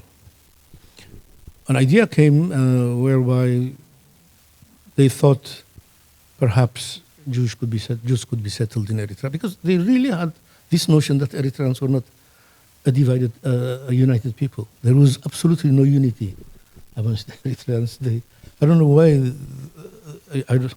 John Markakis, Professor John Markakis, in answer to a book written by an Eritrean by birth, Tahos Tanagash, who is a good researcher, but his conclusion has always been that Eritrea didn't deserve to become an independent state, that no nationalism was created in Eritrea during the Italian times. And John Markakis says, well, how can you say that? Even Somalia, that was not as developed industrially and in many other ways as Eritrea, was recognized. Its right to self-determination was recognized when Eritrea was denied this. And so, from that assumption, they proposed that Jews could be settled in the current area. And this was a very serious proposal, which there was a lot of back and forth communication. It's still there in the National Archives and it's in my house also. I have copies of it, and it's here in the book. For a long time, for a year, there was this back and forth on the idea of settling Jews. And after a year, they decided it was not going to be feasible for three reasons. Number one, they thought maybe Eritrea was bound to go to Ethiopia, and Haile Selassie would not agree to the settlement of Jews in his territory. They were assuming Ethiopia would take over. Number two, they thought that that area is a little dry. There's no water, not enough water for European settlement. And if water was to be provided, the building of a dam on the Ansaba River would be extremely expensive. And number three, because the people in that area are essentially pastoralists, they move around a lot, the European settlers would not find cheap labor. And for these three reasons, they abandoned the idea of creating a Jewish settlement. And the Jewish settlement was also could be or could not be, they said, attached to the future state of Israel. Can you imagine if Israel were across, was also stationed across the Red Sea? Can you imagine that scenario? The Eritreans were not considered at all in any way or form. Eritrean sensitivities, Eritrean feelings, and so were not 1 year, nothing on how Eritreans would accept or not accept that idea. Haile Selassie was the deciding factor. So during this time, we then start, because the book wants to center on also Eritrean voices. So you have Eritrean political movement that begins to form. So can you just mention some of the primary Eritrean figures and the political movements or parties that emerged at this time, and what did they stand for? Keeping in mind that we still have to get to UN involvement, federation, and all of that. So let's just be mindful of the time, because you still have a lot of important information to get to. I think we need to be a little, because I can't stop talking of... You want us to... There's so much. There's so much in there that it's difficult for me to leave out. In fact, I'm leaving out a lot of things, like, for example, the Jewish. Should we jump to federation? Pardon? Should we jump to federation? As you wish. I'm under your control. I'm not. We're holding I your hand. actually think that Yeah. before we jump to federation, that because this is about Eritrean voices as well, that the political parties that begin to form during this time is crucial for us to see that we're not a monolith of people. We were being active in, forming our own political thoughts and processes. I want to cover the that. political parties, the Mahbar Faqr Hagar, which was a civic organization, split into two. Okay. Number one was the Unionist Party. The Unionist Party, a lot of the literature in the Ethiopian literature will tell you that the Unionist Party was formed inside Eritrea. The Unionist Party was not formed inside Eritrea to begin with. There was a lot of campaign to establish or to make the Mahbar for Hagar, the civic organization, an Ethiopian organization, but the British were not supporting this move. It was mainly propagated by this, the bishop of the Orthodox Church, Abu Marcos, and his monasteries and his clergy in alliance with the Ethiopians. He had his own reasons for doing so. So because they found it difficult to establish a party, and the establishment of parties was not allowed by the British at the beginning until 1944-45, Eritreans inside Ethiopia, whom Haile Selassie had inducted into his government, big people in big places, people like Lawrence Othazaz, foreign minister of Ethiopia, Ephraim Tewolde Medhin was ambassador to the United Nations, people like Kifles Gihedogo, a judge, Asfaw Wolde Mikael, who later became the second governor, chief executive of Eritrea. All these people got together in a place called Ya'agir Fikr Mahbar. Ya'agir Fikr Mahbar is a very famous theatrical organization, and they made that meeting. They held that meeting in Mahbar for Hagar of Ethiopia, Mahbar for Hagar, Eritrea. So they established there a party called Mahbar for Hagar, Eritrean Ethiopia. And that is what was transported to Eritrea. And in 1944, the end of 1944 towards 1945, the leader of the Mahbar for Hagar, the civic organization, went over to the Ethiopian side, Federal Governor Maskal Waldu, a very prominent, very respectable man. But he went to the Ethiopians with a condition. He never thought of Eritrea joining Ethiopia and becoming one of the provinces. he had the idea of a conditional union where Ethiopia would accept Eritrea under certain conditions. Respect for its history, respect for its people, respect for the religion, respect for the Sharia courts of the Muslims, and all this. That was his idea. It was not outright joining a country that would oppress them the way it was oppressing its own regions. So when that happened, is that for me? When that happened, the Eritrean side created their own organization called Eritrea for Eritreans. Now, people will tell you that those people who joined together to form the independence movement, both Christian and Muslim, were motivated to do so by the Italians, by the Arabs, and so on. That's not true. The basis of Eritrea for Eritreans, especially the Muslim part so-called, was a movement in Sahel, up there in the north, Senhit, and parts of Barka, where there was a feudal system that oppressed the people called the Tigray. They are called the Tigray. Tigray is also an ethnic group, but with a capital, with a small t, it represents a serf organization, a serf class that was oppressed by feudal lords. A very stringent feudal organization that was reminiscent of the Russian feudal system. That uprising against the oppressors, to which Ibrahim Sultan attached himself and became a leader of, was the base for the independence movement as far as the Muslim part is concerned.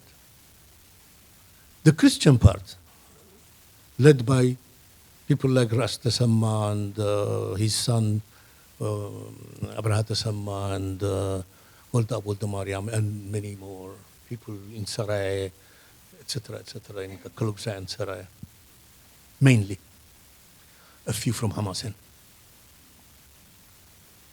And these people, at the beginning,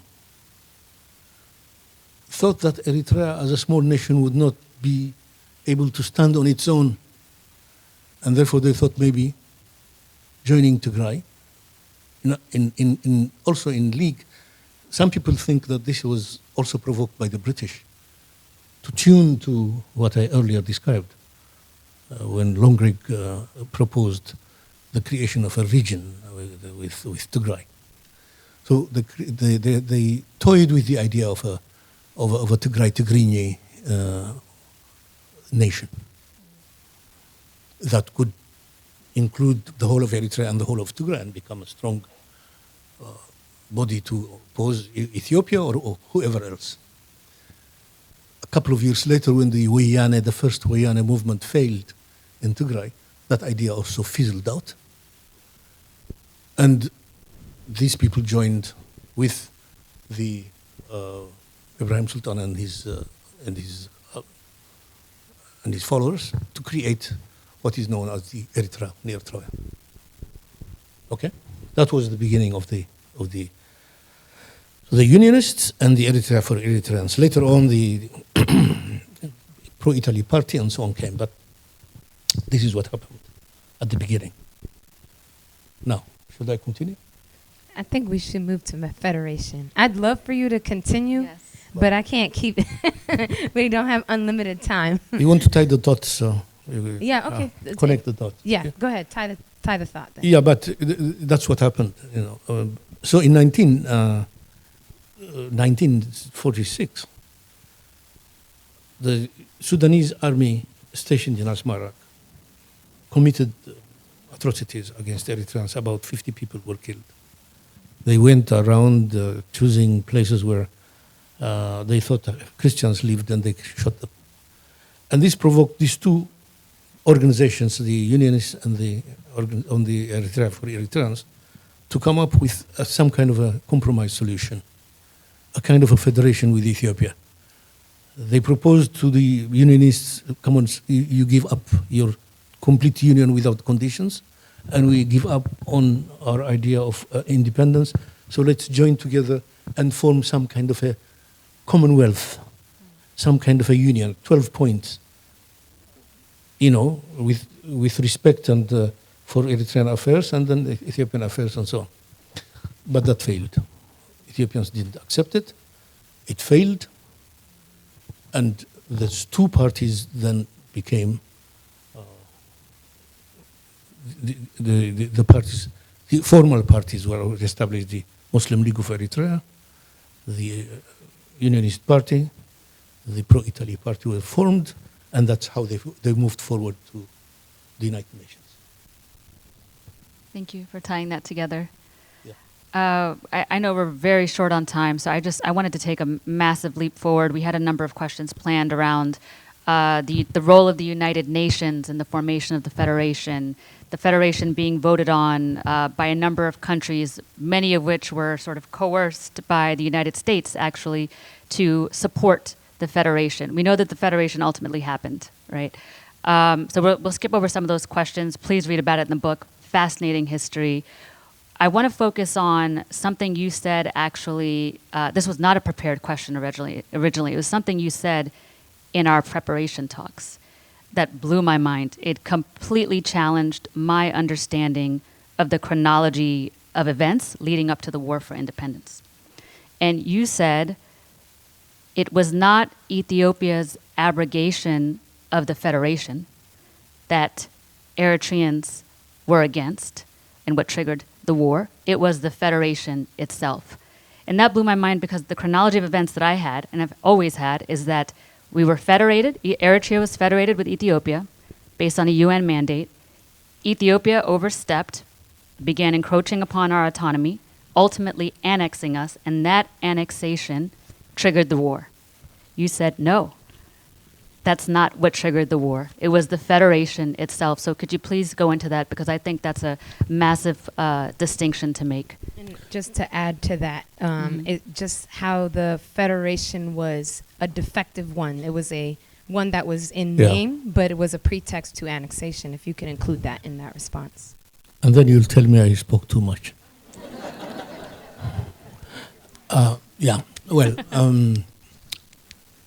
This is what happened. Yeah. Let's skip all these details, and the issue went to the United Nations. In the United Nations, the Unionists were represented by the Ethiopian Foreign Minister, Aklilu Habtold, a very capable man, extremely capable man, a man who played the greatest role in bringing Eritrea to the Ethiopian fold. He was representing the Unionists. The independence representatives were not represented at the highest levels. They were only allowed to speak in the committees, smaller committees, not even in the political committee. The political committee had smaller committees. In that small committee, one small committee assigned to Eritreans, that's where they spoke. That's where the Unionists also spoke. But they were represented in the bigger organization by Aklilu Habtold. The idea of federating Eritrea to Ethiopia came when Sir Philip Jessup, a British guy, proposed it. Two organizations, formal for the federation between Eritrea and Ethiopia, and it was vague, but more or less. They took up this idea, and when the issue of the federation, of the Eritrea's future came before the United Nations, the United States, outside of the formal organization that was set up to examine Eritrea's case, the political organization, organized some 14 amenable countries. Mainly, the main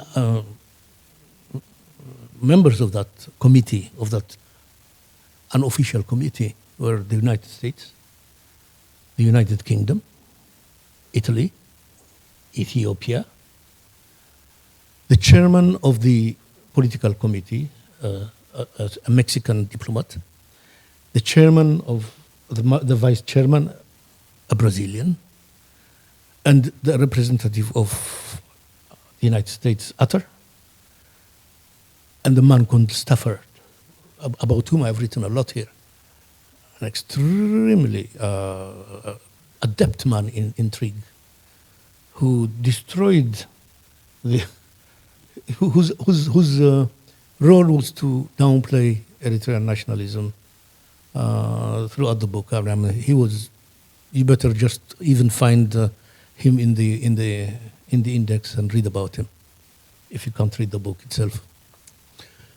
So these people got together and discussed federation. The idea of federation had also been endorsed by a part of the United Nations Inquiry Commission that came to Eritrea to study Eritrean wishes and Ethiopia's interests. The Burmese delegate has suggested a federation, but a proper federation, where Eritrea would be a state unto itself, Ethiopia, and then a federal government would be set, pretty much like the United States, where we have states and then you have the United States government. In those discussions, Aklilu Habtold convinced the people around him that Ethiopia, which at the time claimed 20 million, now they are saying 130 million, in the space of 60 years, 70 years, 130 million, was not going to federate with 1 million people. It was like an insect joining an elephant in matrimony. That's the idea, I think. And so he said, let Eritrea be federated to Ethiopia, not with Ethiopia, but to Ethiopia. So they created this very strange arrangement where they said Eritrea would form an autonomous unit federated to Ethiopia under the sovereignty of the Ethiopian crown. An autonomous unit that they called, and the principles were written there. That autonomous unit would be called a government of Eritrea. It would have its own chief executive. It would have a judicial body. It would have a legislature. So the three powers, the separation of powers would be there. All the democratic principles, freedom of speech, freedom of everything was granted to that autonomous unit to be federated to Ethiopia under the sovereignty of the Ethiopian crown. No federal government was to be set up. No federal government. The Ethiopian government would be the federal government. And the Ethiopian government would be responsible for foreign affairs, finance, defense, internal communications, external communications, and external trade. So the major functions that would assure Eritrea some kind of a recognition outside of this confine were taken up by Ethiopia. If Eritrea wanted to appeal to the United Nations or appeal to anybody, it would have to pass through the foreign minister of Ethiopia, who would shelf. And that's precisely what happened. They voted on this. A lot of the a lot of the delegates in the United Nations objected to it. They said, you can't do this. Where are these Eritreans? What do they think about this? We are not hearing from them. One delegation at the beginning, when they were partitioning and talking about partitions and so on and so forth, without any consideration of Eritrean sensitivities. One delegation from Latin America said, you can do this only in Antarctica. Where are these people? I mean, are these people inhabited? Are these Eritreans there? So, on the morning of I think it was 28th, I should have checked this, but 28th of November, I believe, they called Ibrahim Sultan to appear before this committee and give his opinion. And he pointedly rejected every narrative that was imposed on Eritreans. He asked if Ethiopia was really controlling Eritrea and ruling Eritrea for all these years. He asked the delegations to name at least one or two people who governed Eritrea before Alula. He asked when in history of hundreds of years, when exactly Eritrea had control over the Red Sea. Oh, I mean Ethiopia, I'm sorry. Ethiopia had control over the Red Sea. When? 1885, 1557, at least from 1557. The Turkish took over. The Turkish were there for 300 years. The Ethiopians used it in agreement with the Turks, in agreement with the Naibs, who were very strong. The Egyptians took over for about 20-something years. The Italians took over for 50 years. And then Ethiopia took over from 1952 to 1991. And then they were, and after independence, it's Eritrea now. So when in history did they take it? So he warned the committee. He said, pointedly he said, we understand federation to be two states, two independent nations, governments, agreeing to form, to join in a union with a federal government in between, representing both of them. And they would have their own internal affairs. And so, if that's the case, then let's be free, discuss with the Ethiopians the terms, and join it as free nations. Don't join us into a union that we don't want. And especially the kind of union that I just described. And he said pointedly again that that committee was responsible, was going to be responsible in history for what might happen in the region by way of conflicts and uprisings that would be caused, that were definitely going to be caused because of the handling of the Eritrean situation. Because we are going to assert our rights, and not only Ethiopia, but East Africa was going to go up in flames if you commit us to a future that we do not want. Nobody heard him. Nobody heard him. Nobody paid heed to what he said. I think it was that very afternoon or a few days later. The committee recommended to the political committee that Eritrea, that strange federal arrangement, which was never seen in constitutional history before and never seen again, which Spencer himself, the advisor of Haile Selassie, said the Americans in that committee had to go against every nation and principle of constitutionality that they knew, that they adhered to, in order to commit Eritrea to this future. And that's precisely what happened. The Eritrean struggle for independence didn't end there. It continued. The federation was set up.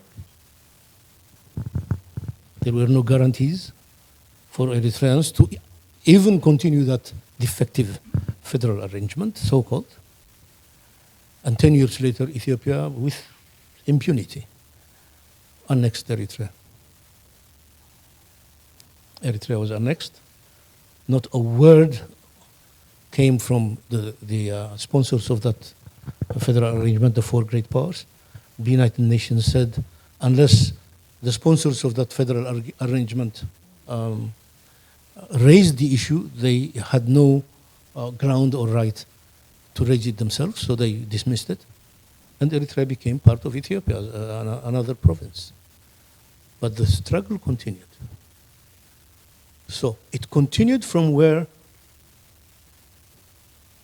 Ibrahim Sultan declared that notion. Throughout the 1940s, 1950s, at the beginning, the Eritrean Assembly, many of the former Unionists joining the independence people tried legally to at least retain the federation. I was completely denied them, and later on, it passed on to the people, students' demonstrations, workers' demonstrations, nothing doing. Ethiopians went on and on and on, abrogating the federation step by step, taking on the Eritrean flag and so on, all these steps that they took. All the symbols of the federation were removed. And in 1958, Haraka, or the Eritrean Liberation Movement, organized a clandestine organization to fight against, for Eritrean independence. Haraka did not continue to armed struggle. The EPLF, the ALF took over. And the ALF started the armed struggle. It declared itself as a revolutionary organization, fighting for independence of Eritrea, taking up arms in 1960. In 1961, September, Hamid Idris Awate, the shots. Those were not shots, were they? Yeah, that's Hamid Idris. So the first shots. And in the following year, there was this clamor within Ethiopia. At the beginning, they thought it was just a few bandits here and there and so on and so forth. But I think it was in July, or around July or August 1962, Asfahaw Demikael and the representative of Haile Selassie, Abiy Abeba, went to Agordat to set off the growing influence of the ALF, and two bombs were thrown into their midst when they were trying to address the public at the Agordat Palace, and several people were wounded, several people were killed, and the Ethiopians came to realize that there was something serious in their hands, so they wanted to preempt the liberation movement. And through Haile Selassie's own intervention, without consulting his own cabinet, which he usually used to do, and without consulting the Eritreans, unilaterally decided to dissolve the federation. He ordered Asfahaw Demikael, the governor of Eritrea, to do so. Asfahaw Demikael collected the assembly one fine morning. They had no idea. Most of them had no idea what was happening. Some of them, they say, were bribed, but many of them had no idea why they were being called over to the assembly. Some of them were sick. Some of them had to be carried literally carried up the stairs to where the assembly was. And Asfahaw Demikael read a statement saying, from now onwards, Eritrea is part of Ethiopia. We have done away with the federation, and that's it. But the independence movement, the armed struggle for independence had started 1 year earlier, and the independence struggle had not stopped with Ibrahim Sultan's declaration.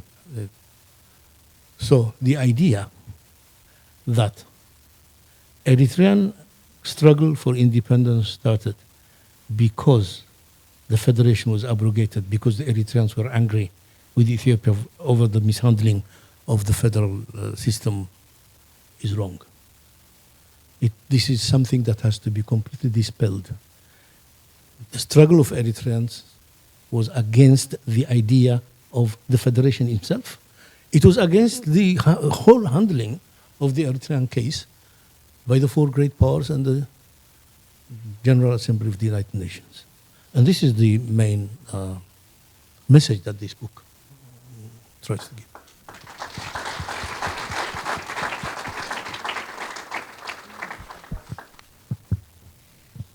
We want to ask, at the risk of tiring you out, 2 questions that are not necessarily historical, but I think can resonate with the diaspora audience. One thing that we often encounter, those of us who live here in the States, is this narrative. We often have to defend the authenticity and the validity of our Eritrean identity, not just to Ethiopians, not just to our American counterparts, but even sometimes to members of our own community who have bought into this idea of oneness, that we were always the same. And so what advice or talking points or historical fact, rather, would you offer to a diaspora audience that often hears things like, oh, isn't that the same as Ethiopia, when we profess our Eritrean identity?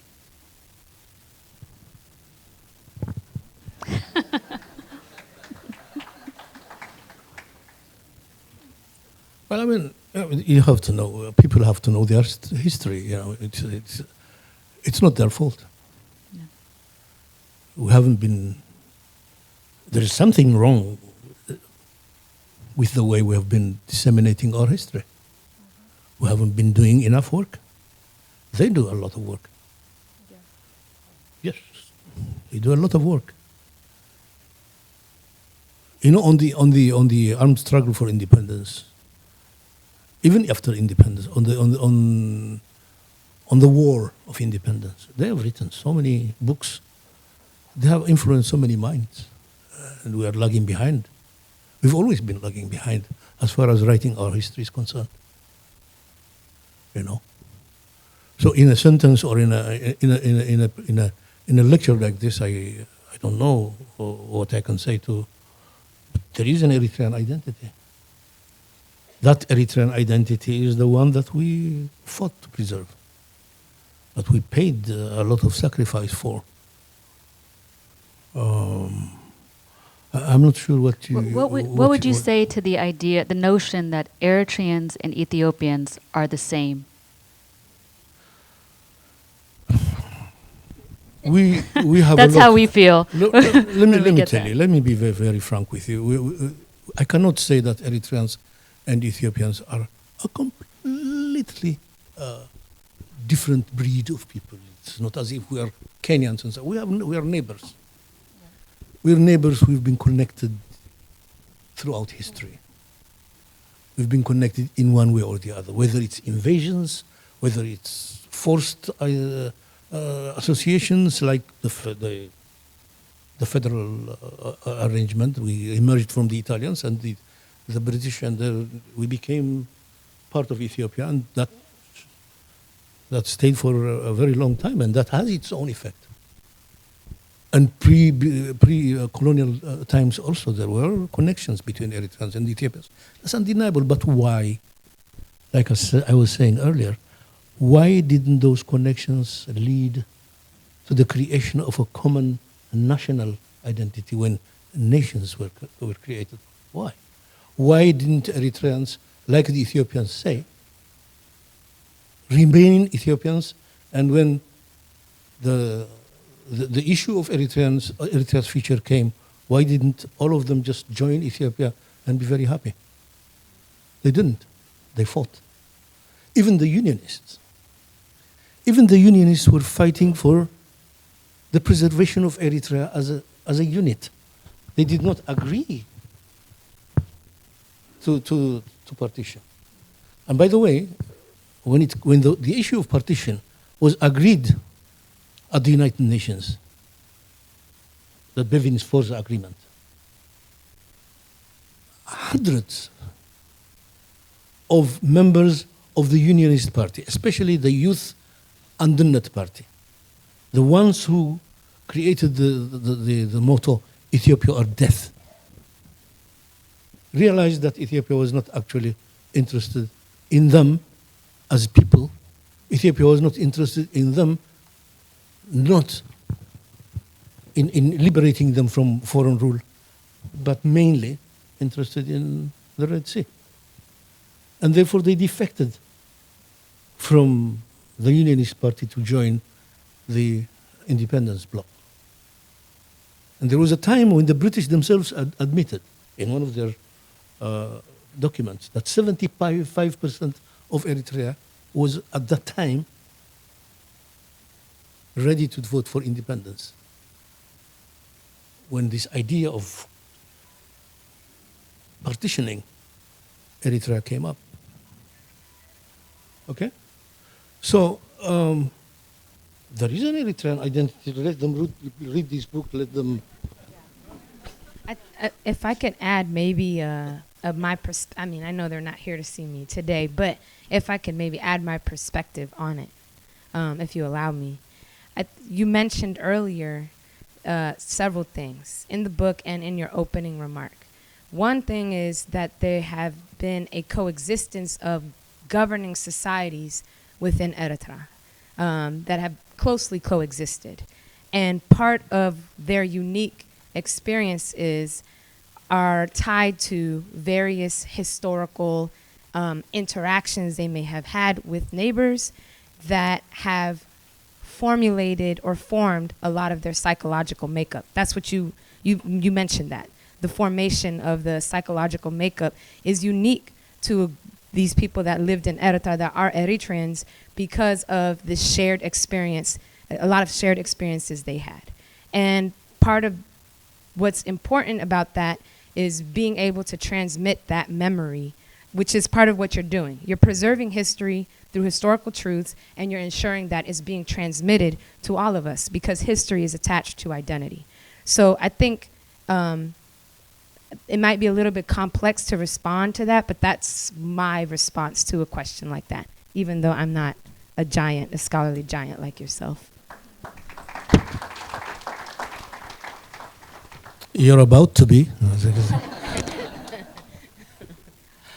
No, I mean, tell them they're wrong. They're wrong because it's based on facts, though. Yeah. No, I mean, you have to be armed with historical facts and figures. You know, I mean, the whole thing that we've been going through goes to creation and the maintenance of the Eritrean identity. I mean, people must be crazy to fight for 30 years, sacrifice all that life and limb and property and so on, live in the bushes to establish something and then win. There must be something that you don't win if you don't have the elements there, the reasons for winning. You don't win a war on false premises. You win a war on solid historical background. And that's what happened. Yeah, that's what happened. Everyone bonded together. And that's why I was asking, I was saying we have to go back to history also and discover, even prior to the colonial times, discover what it is that made the future Eritreans choose a foreign body if they were really part of, if they really felt they are brothers with the people across the border. Why did they run away and seek protection from the Italians and then soon afterwards also rise against the Italians to dislodge them from Eritrea. If the Ethiopians had taken that initiative and done it, then perhaps we would have said we have a common anti-colonial history, but we didn't. There it divided. And when Menelik defeated the Italians in Adwa, something happened there that we shouldn't forget. Both Italians and Eritreans were captured in that battle. No Ethiopian ever mentions this. No Ethiopian historian. Even those big historians like Bahru Zawde and all these big historians never mentions it. They released the Italians. Menelik showcased those Italians as prisoners and then traded with whatever it is with the British and appeared civilized internationally. But he assembled some 400 to 800 of those captured Eritreans and cut their right hand and left foot. Amputated them. Those amputees used to haunt us in Asmara when we were kids.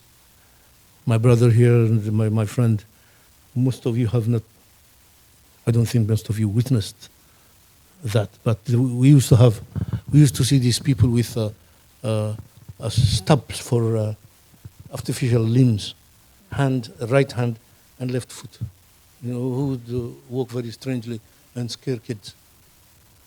I used to run, the first time I saw one, I ran away from him because I couldn't understand what he was, but that was, lots of them were still alive until about probably 1960s, early 60s, amputees.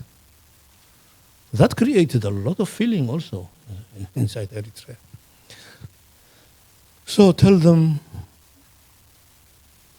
they're wrong. Tell them there's the basis. The Eritrean narrative doesn't say so. It's the Ethiopian narrative or the international narrative that dominates Eritrean history, that propagates that falsehood.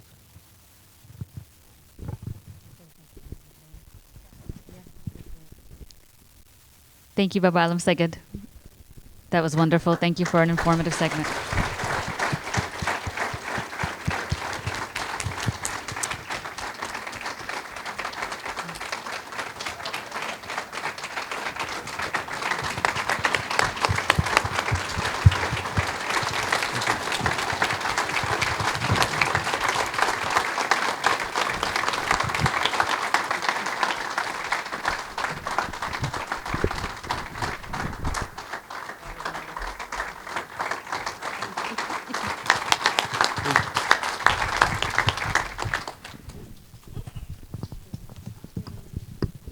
We're going to thank you for being generous with your time, and thank you, audience, for being so attentive during this segment. We're moving to a live Q&A segment. This is your opportunity to ask the questions that you've always had about Eritrean history and identity. So we're going to actually ask that you form a line right here in the middle of in the aisle, the center aisle. There's a microphone station there. And if you all could take your positions there, we'll call on you one by one. I would ask that you please speak clearly and loudly into the mic so Baba ALEMSEGED can hear you. Thank you, Rahel. I just wanted to also make a note that we're giving priority to younger individuals. So please don't be shy because we curated this entire program for you. And yeah, and if you feel comfortable enough to give us your names, that would be great.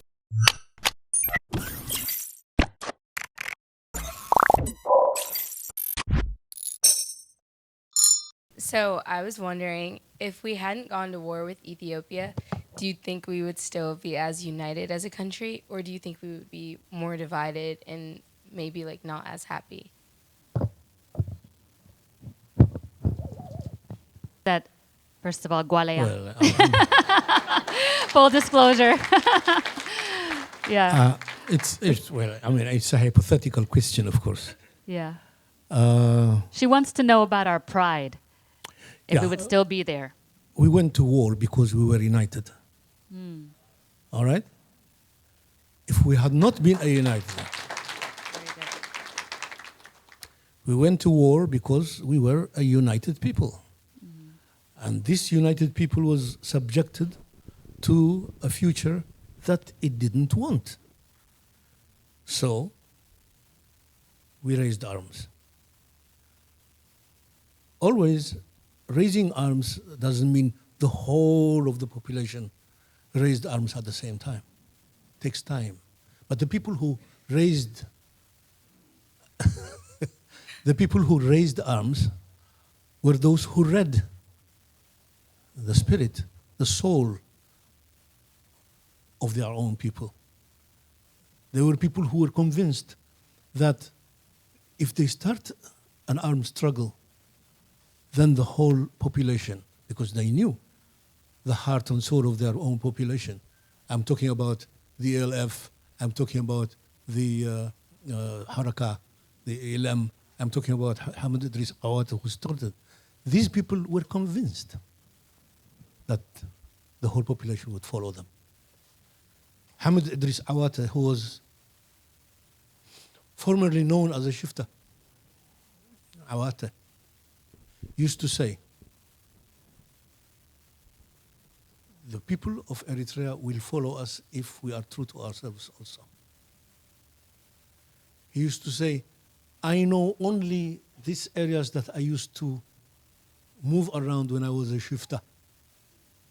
I don't know much, or I don't have any contacts with the highlands, the Christian highlands, but without those Christians we're not going to win, and therefore we have to work on that. And he really was one of the most uniting leaders that we had. So we fought because we were united. All right? Thank you. Thank you.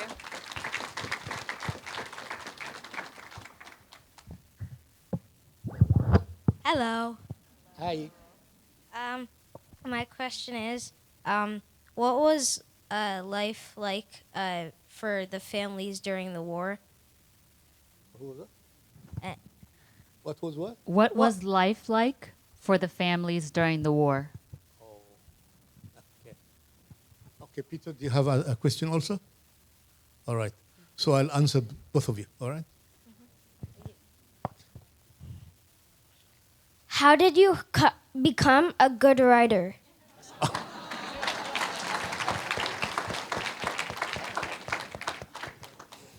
Okay, do you have another question, dear? Yeah. Yeah. So my question is, will you make a book that's more directed to children so that they can like understand it more?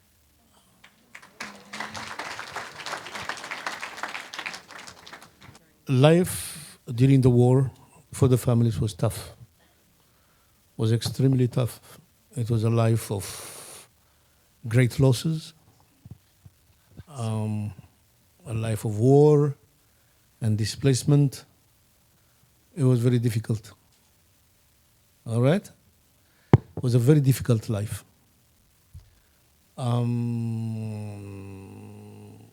War affects families in an unimaginable way because they lose their loved ones, husbands, children, fathers, mothers, and the economy goes to ruins.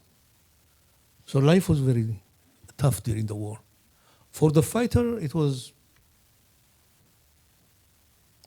also, to fight becomes life. The life of a fighter, constant motion, constant wars, a life of Peter, you're going. I don't. Okay, so life was very difficult. In short, all right. The second question was How did you become a good writer? by writing. I became a writer because I was also, I love to read. I loved to read. I loved the movies. I loved theater. I loved music. And I love to write. I like to write. But I became a writer much later in life.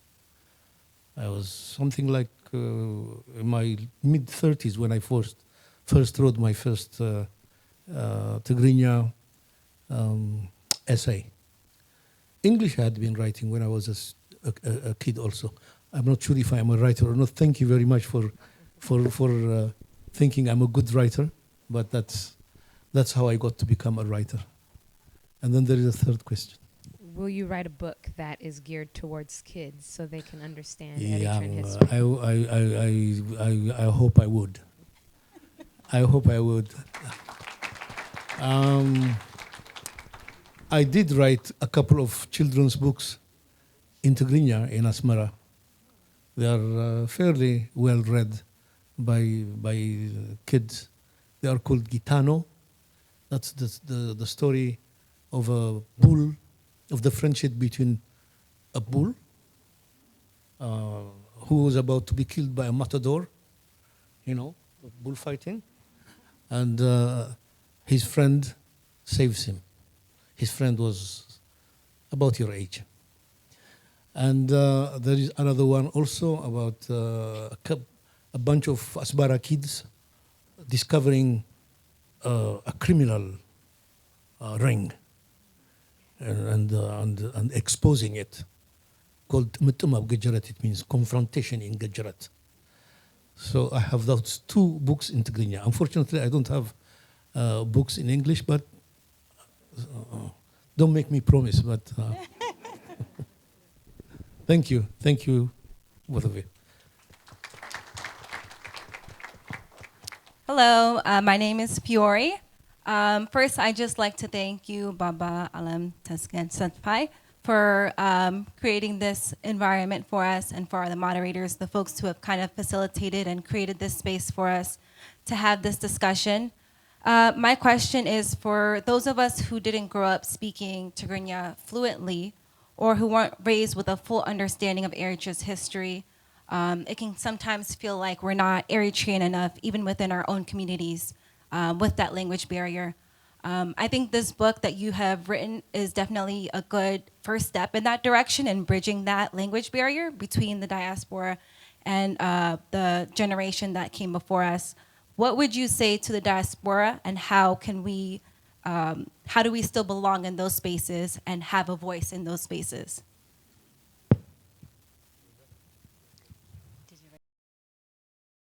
Well, being Eritrean enough doesn't depend upon your knowledge of Eritrean languages, be it Tigrinya or whatever it is. You can speak only American and feel Eritrean.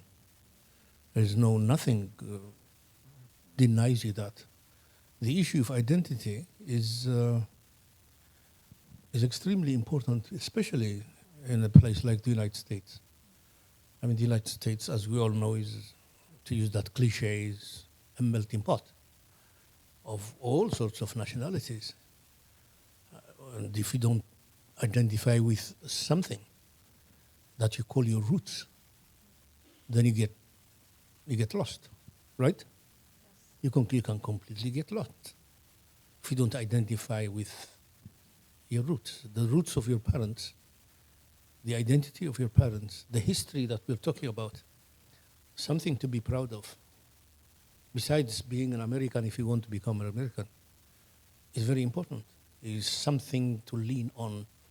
Whenever I'm asked about this issue of identity, I remember one of my favorite books that I read a long time ago, 30 years ago, probably 40 years ago. Alex Haley's Roots. I don't know if you know. How many of you know Roots? How many of you don't know anything about Roots? Right, Roots. Roots is the story of Kunta Kinte. Story of Kunta Kinte, where Alex Haley goes on this huge journey to discover his roots, because the great grandchild of a slave.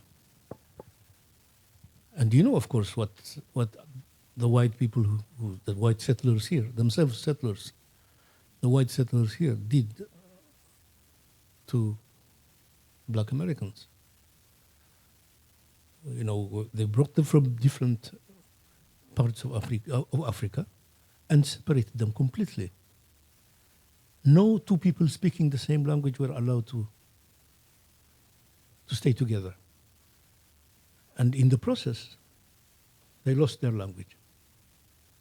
And they became black Americans without individual roots to fall back to.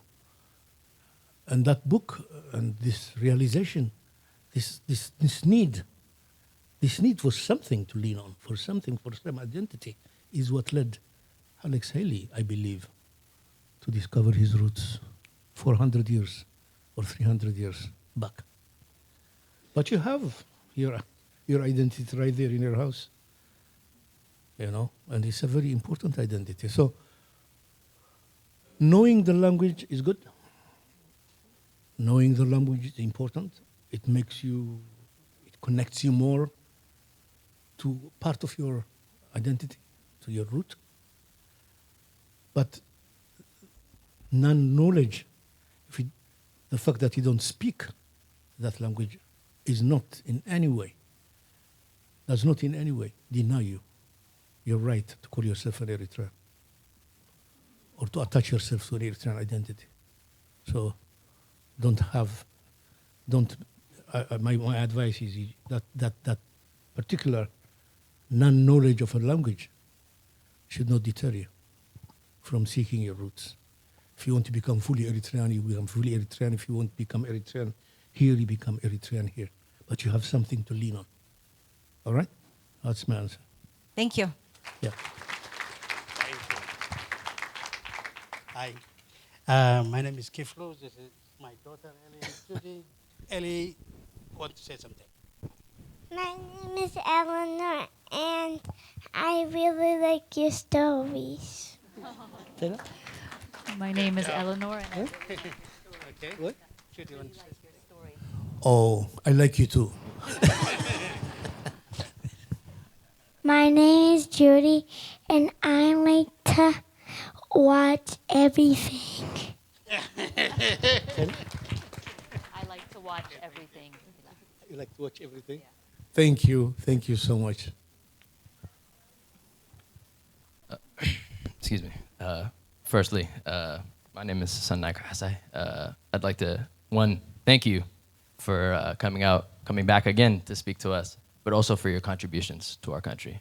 That means everything to somebody like myself. My first question, or I guess I should say my only question, is in the context of independence and during the sort of the period of both federation and eventual annexation. Something that we don't hear often is the voices of the common people. So from the intellectual perspective, I've having read and seen things throughout my own life, that's well documented. But at the grassroots, I feel like that isn't as well documented. And as through your research for your book, is that something you came across? Yeah, I mean, some of it is in the book. Some of the, as you call them, common people. Well, look, most of them were common people. I mean, for example, the workers who established the first workers' union in Eritrea were just common people. They became, organizers, labor union organizations by accident. These were people who Tsagay Kahsay and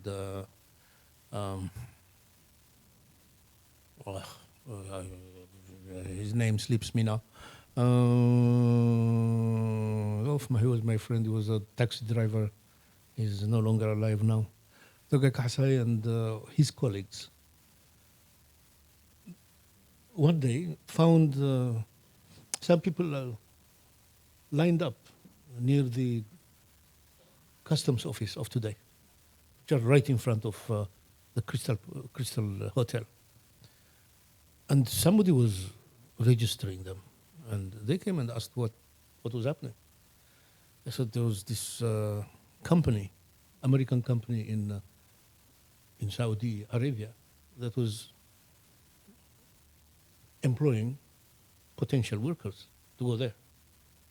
So they stood online, and when their turn arrived, they told their names, and the person who was taking the names, it was an American, I think, or whatever, he told them they couldn't be registered because they were only registering Muslims, because Saudi Arabia was not accepting Christians.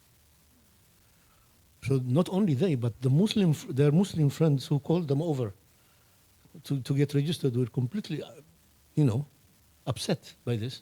So they went away from that place, and the Muslims gave them their jalabiya and their kufiyat. So they wore their jalabiya and the kufiyat. Look at the Eritrean society now, the common people. So they went to register again and gave Muslim names, and they were registered. The guy didn't recognize them because I guess all black people look the same to him. So, but when it came to questions, I think when it came to some religious questions, they couldn't answer them. And again, they were struck, their names were struck from consideration. And that set off their opposition to the idea, and they went to the British and they harassed the British for this kind of a discrimination. And the Muslims themselves also wrote articles in the newspapers objecting to this, that Eritreans are brothers and religion was not an issue between them. And then the British and some knowledgeable Eritreans started to advise Tsagay Kassai and the others to establish a Labour Union. And that's how the Labour Union was established. That's the common voices. And then Tsagay Kassai became a prominent person, but he was a commoner at the beginning. And then there was this group of unionists, former unionists, who, when the federation came into being and they saw the Eritrean flag, they started to fall in love with the Eritrean flag. Because they were asking for the Ethiopian flag, and then the Eritrean flag came. And then they started to say, if we could have the Eritrean flag, why did we invite the Ethiopian flag? Many of them. And so the Ethiopians didn't like that flag. They say Haile Selassie, whenever Haile Selassie came to Eritrea, and he saw that Eritrean flags flying side by side with the Ethiopians, he was getting upset. So when Haile Selassie came, they would tear it down. So a group of nobodies, Tasfai Rada, Gabriel Michael Bogazian, and Tasfai Rada, Tasfai, what's his name? Abraham Hagor, just nobodies, got together, formed an organization called Federalisti, E-Federalisti, the Federalist organization. And whenever Haile Selassie, the day Haile Selassie came, because the Eritrean flag was not flying, they got together, they collected lots of Eritrean flags, and throughout the night put it up. And that set off this Mahbar Federalist. But those were common people. So, I could go on with several examples, but the voices are there. Thank you for an amazing talk. I was able to read 2 Weeks in the Trenches actually at a very great time when I visited Adi a couple years ago.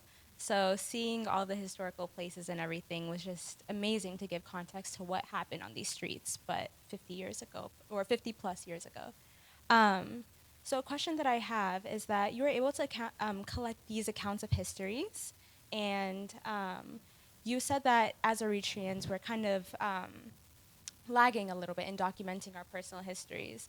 And history is going on around us, and it's ongoing. So one pertinent point is that we have the history of Eritreans in America. So I was going to ask, do you have any recommendations on how do we continue to document the efforts of what the Eritrean experience has been like in America or in the diaspora? So just wanted to talk about that because I think that's a little not written or not documented, but it's going on around us. Oh. Methods. Well, I'm not. Thank you for your comments on 2 weeks in the trenches. That part I heard. How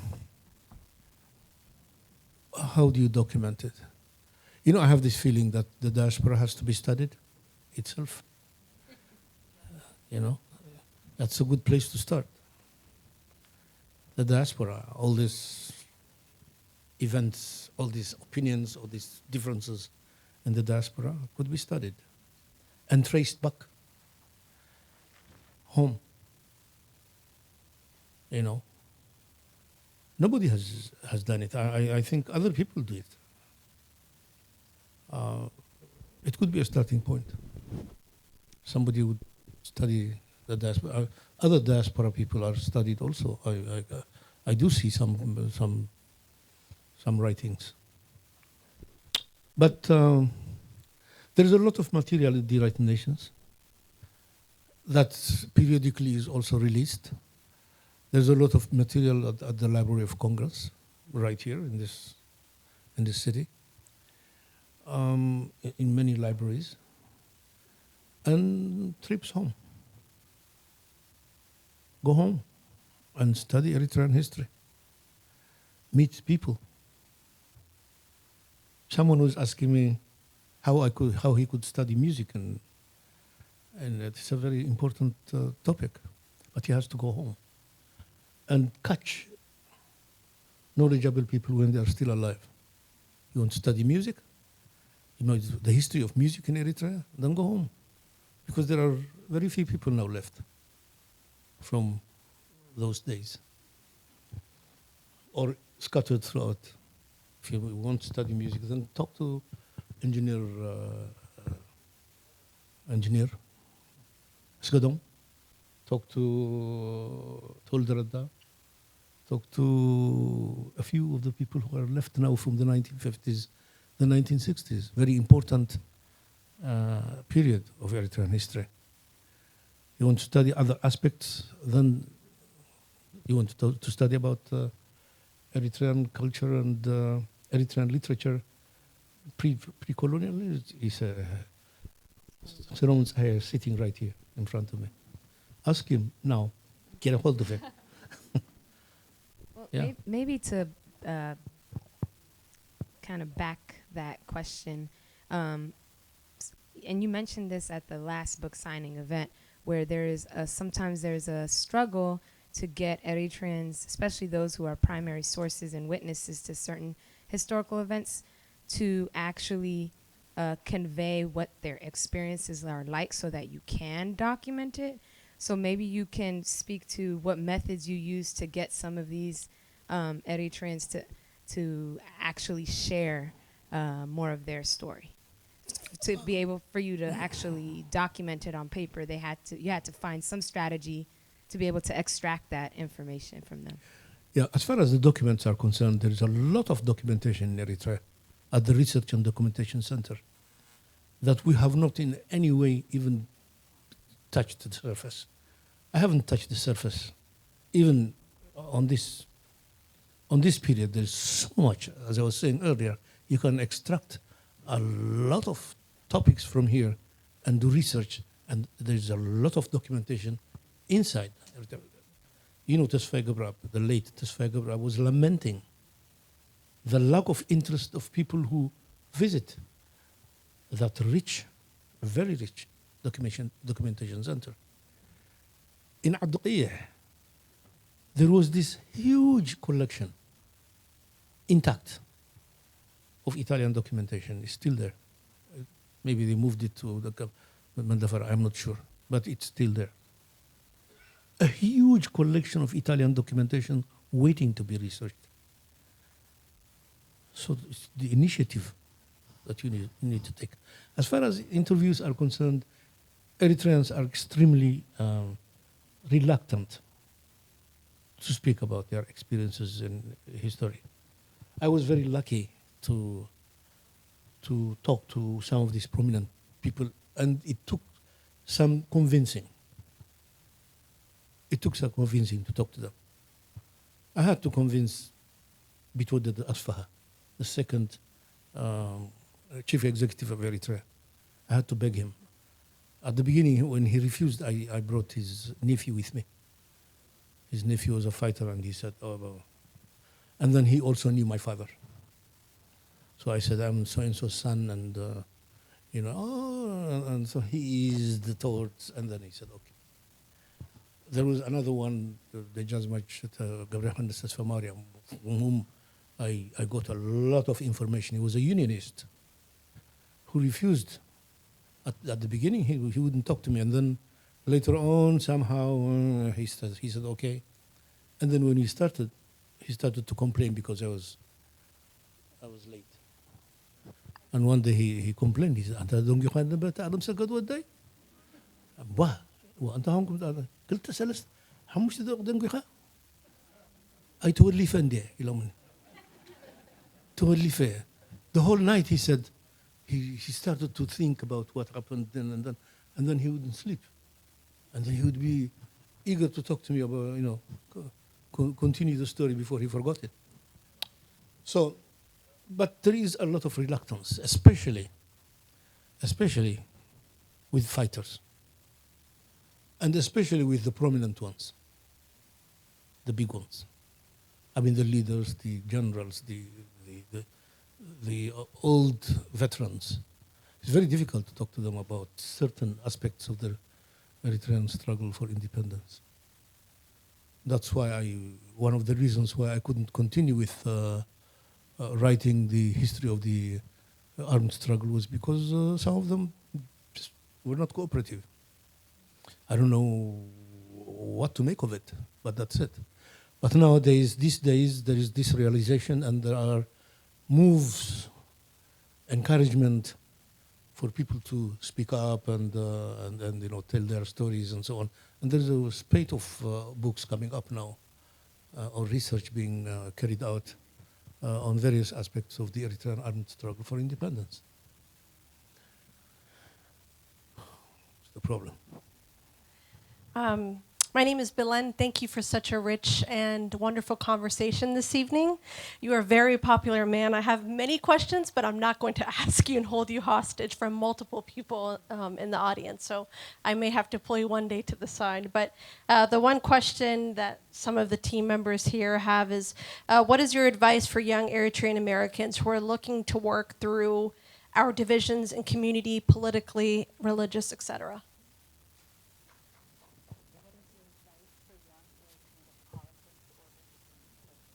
Stay away. Stay away from divisive issues and just realize that you're Eritreans first.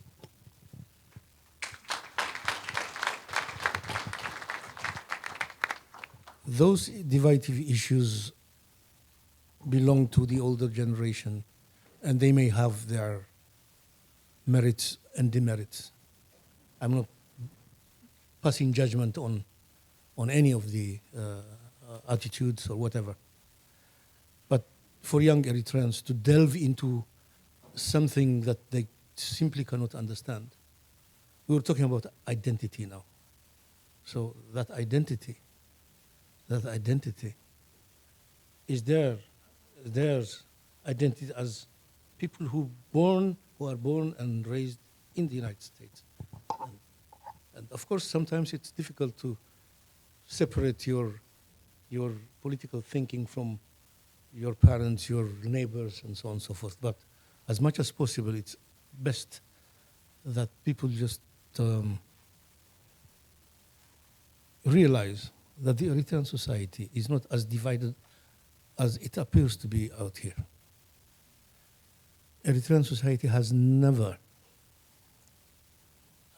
come into conflict on any of the major sectarian issues that people think they are subject to. Eritreans have never fought against each other on religious questions. Religion has never been a separating or a dividing issue in Eritrea. I'm not saying this just to please the Eritrean image or but it's true. Name to me a single incident or event where Muslims and Christians fought because they are Muslims and Christians. You don't find it.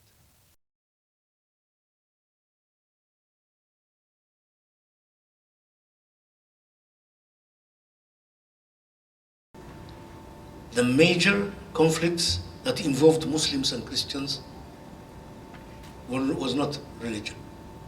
Religion was not the basis of any conflict that involved Muslims and Christians. Never. I can give you examples. In 1951, in 1950, when the United Nations Commission of Inquiry came into Eritrea in February, street fights erupted in Eritrea because one Muslim member of the Muslim League, one of the leaders of the Muslim League, was killed in the vicinity of Asmara. And the Muslim League decided to make he was killed by Shifta, Ethiopian supported Shifta.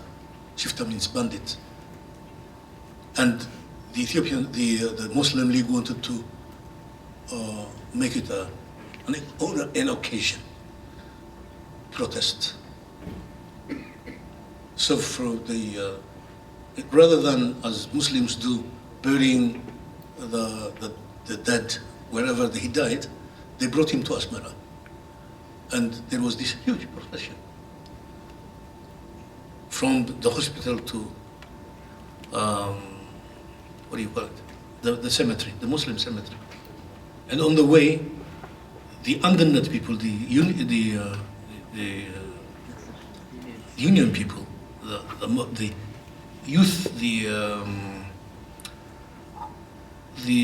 unionist youth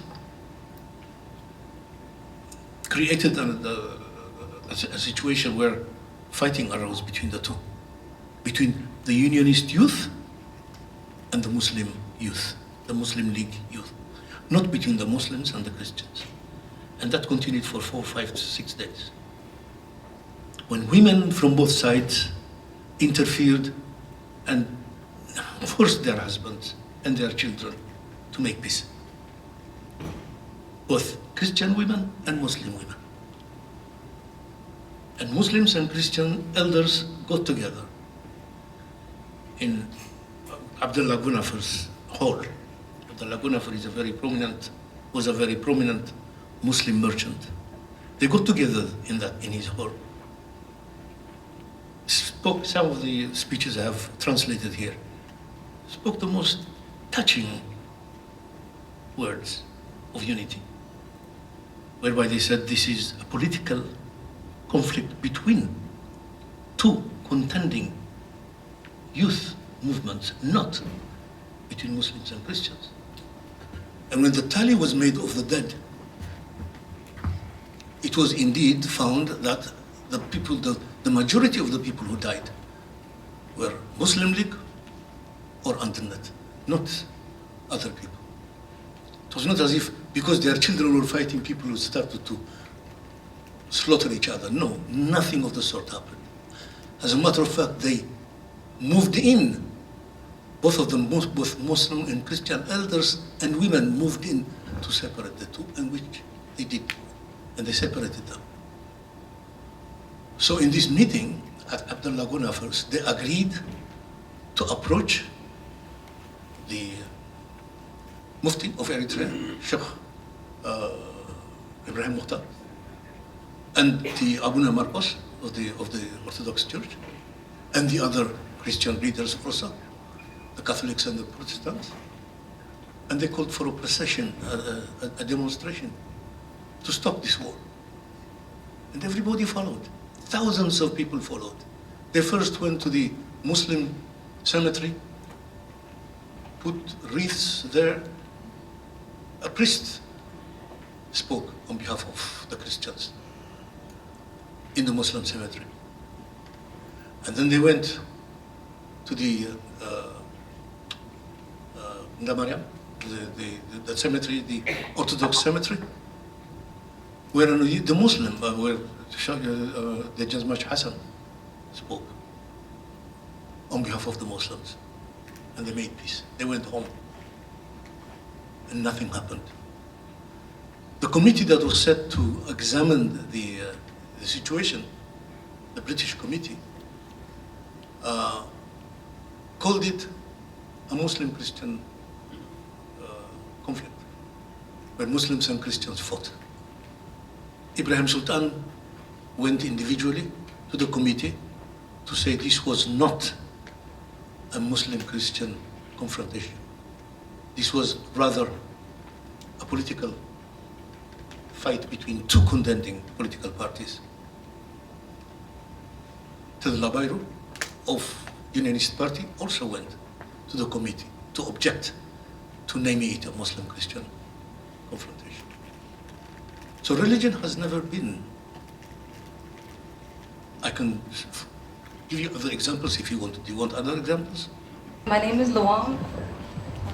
Sorry, I just had one brief question. Can you just speak briefly on how the concepts of Marxism and Leninism had a big impact on the struggle for independence, even having EPLF and the Eritrean fighters training in Cuba as well as China, and how that ideologies shifted after the Derg regime took over Ethiopia.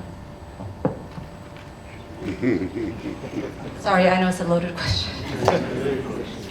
My question is very short. Hi, Baba ALEMSEGED. Thank you for your tremendous contributions. Thank you, Sesson and Rahel, for doing a great job. I'll keep it short. Are you in conversation with Ethiopian historians or other international historians whose perspectives on our region tend to prevail over Eritrean history? Are you having that conversation, and what has the response been? Thank you.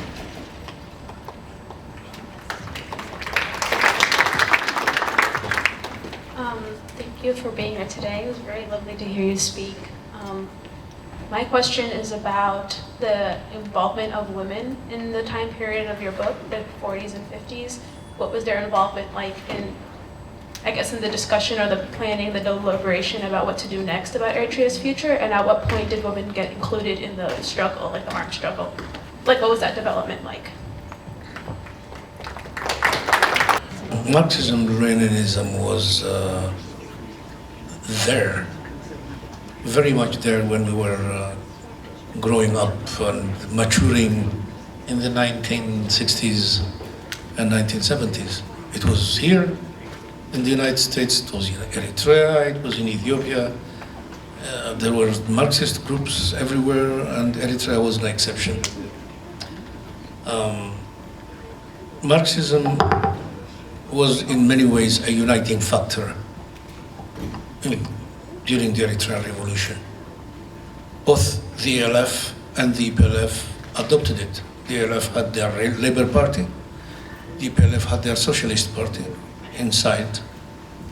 They were both secret organizations, but the EPLF one was more secret than the ELF one, and it eventually helped in uniting, creating a very strong nationalist movement and army inside the organization.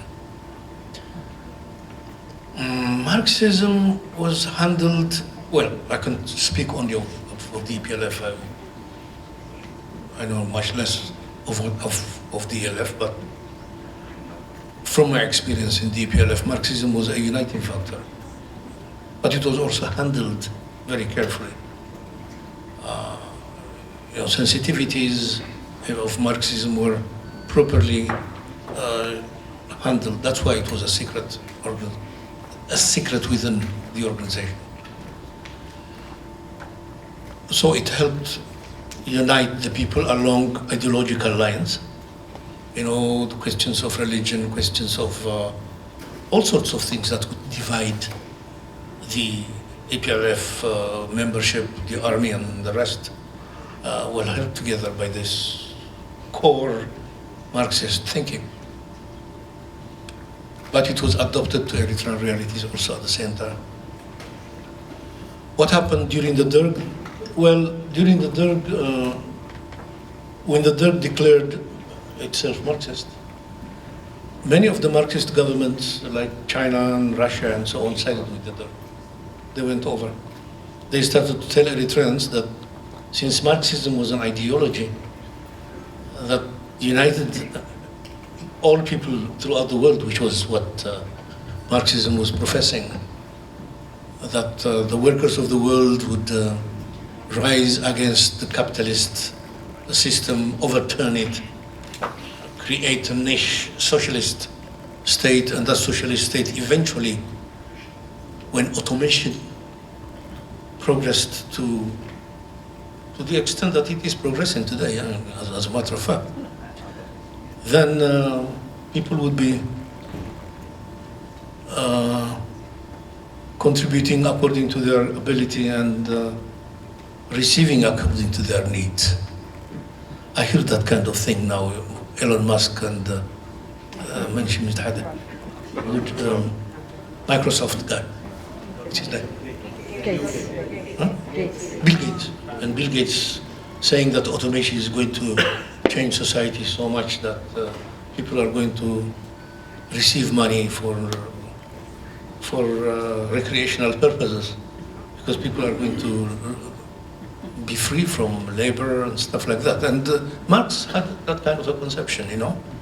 So people believed that in that ideal situation. So all these Marxist states who believed that the Derg was genuinely Marxist went against the Eritrean Revolution, both against the ALF and the EPLF. And, you know, the Eritrean Revolution had to fight against that particular alienation from a section that it thought was friendly to its ideals. Eventually, of course, Marxism itself started to wane out. Not Marxism itself, but the socialist countries, Soviet Union broke up, and there were changes in the way that Marxism was being implemented throughout these revolutionary organizations, and it weakened. It served its purpose at a certain point as far as the Eritrean Revolution was concerned, but later on, of course, it had to be released. I mean, the organization had to be released from the tightness and the strict principles of Marxism. I mean, it's much more involved than I'm simplifying it a little, but that's what happened.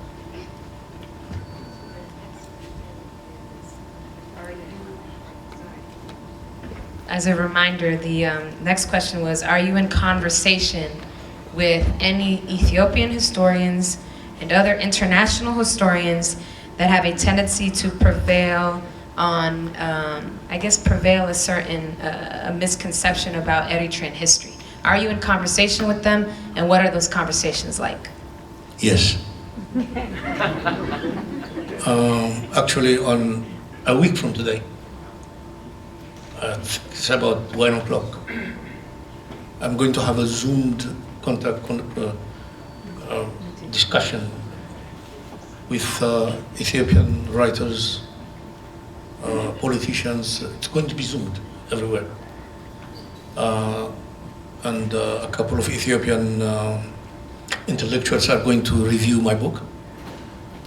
And then Eritrean is also going to give a comment, and I'm also going to give a comment on my book, aimed at presenting this alternative history, not to change their minds immediately, of course, because I realized that the Ethiopian narrative of Eritrea is so ingrained in Ethiopian minds that they really, many of them, at least, well, with the exception of those who know and purposely go against it, I mean, many of the, most of Ethiopians really believe the Ethiopian narrative assigned to Eritrea is the true narrative, and that Eritrea's narrative is an aberration, is a deviation from a truth, an established truth.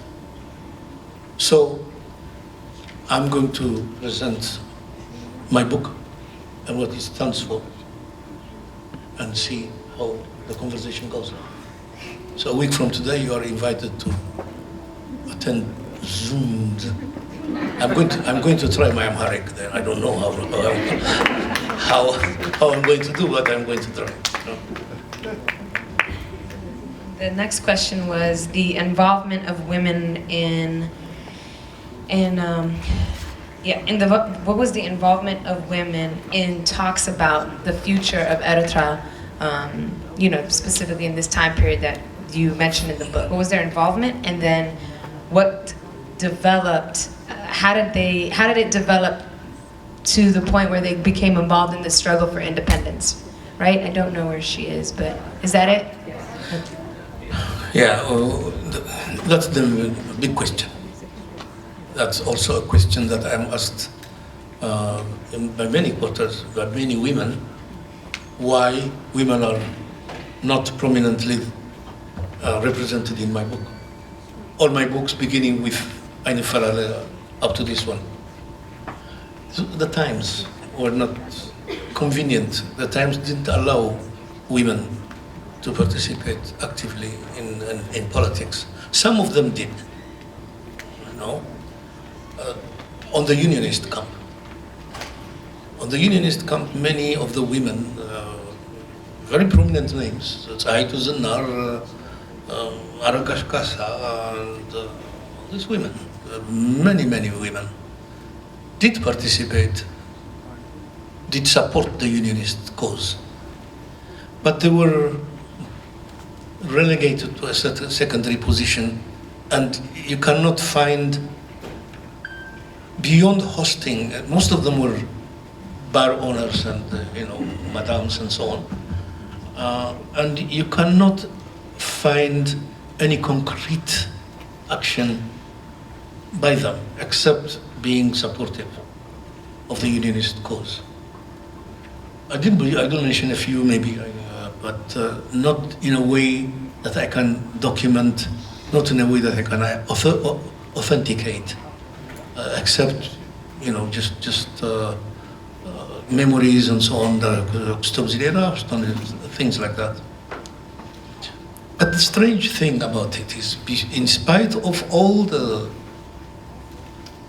support, the behind-the-scenes support that they gave, the unionists, at the end, when the Eritrean constitution was drafted, women were excluded from voting. Not from standing for elections only, but from even voting for, participating in the voting process. They were excluded. So there was no significant contribution that women could make at the time. This was the unionist side.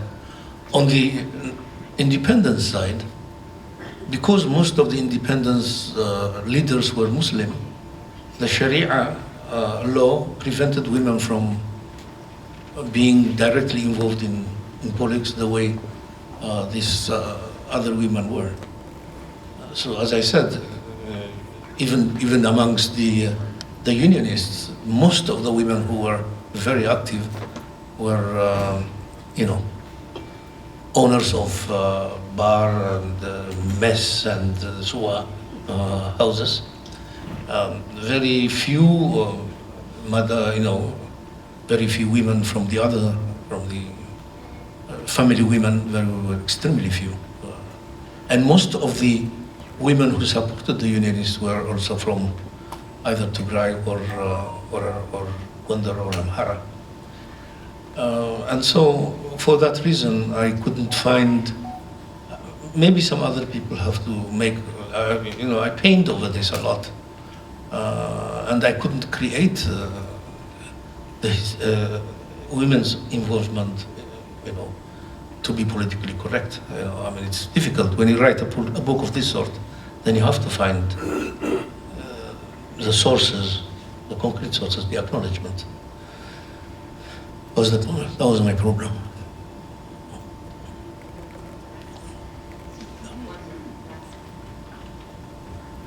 The last question that we received was a woman described seeing Eritrea as exceptional.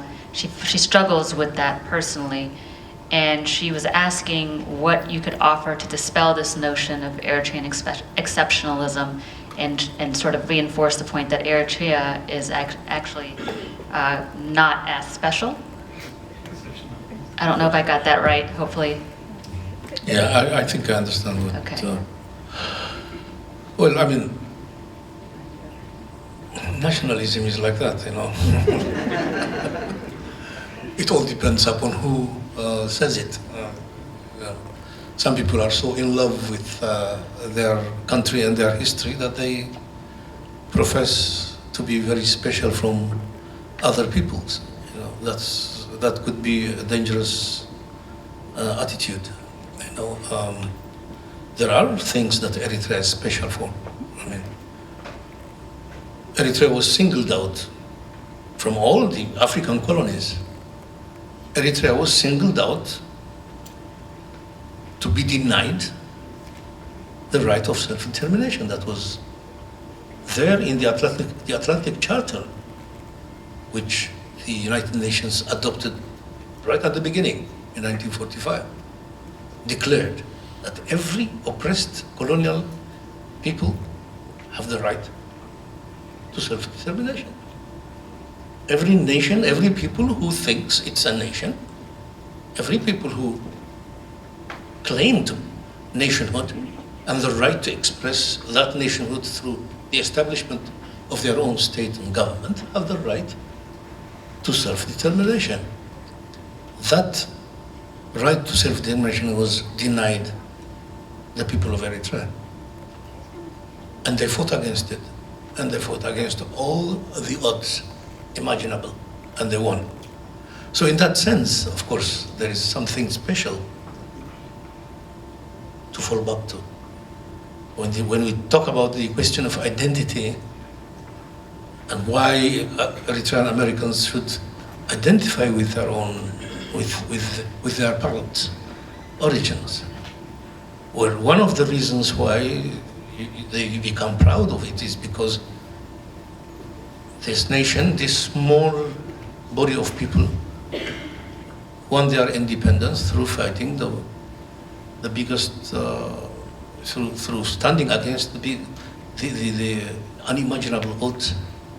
And that's something to be proud of. But I personally do not believe that that Eritreans are completely special and completely different from other people. Well, that creates a bit of an argument. There are areas, though, there are reasons for people to feel special and to feel happy and proud about for themselves, not in comparison of others. And, if you start to think you're special, then you start to look down upon other people and so on. If that's what you're saying, I don't know how widespread that is. Maybe some people might feel that way, But I don't think Eritreans in general feel they're so completely special that they look down upon other people. I don't see it in Eritrea. I live in Eritrea, and therefore I think from Eritrea. I don't know what happens here. I don't know. In the conflict of situations, some people may, in arguments, express that kind of an opinion. But in Eritrea, we don't feel any specialty or whatever. We feel special because we won, but we don't feel special as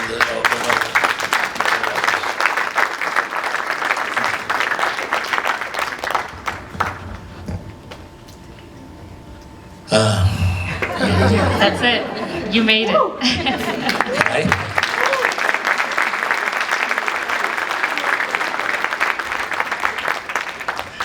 Thank you, Baba ALEMSEGED INTERVIEW. Thank you, Rahel, and thank you, Sesen. That has been a completely enlightening experience. Please, round of applause for these three for guiding us through this session here that we just had today.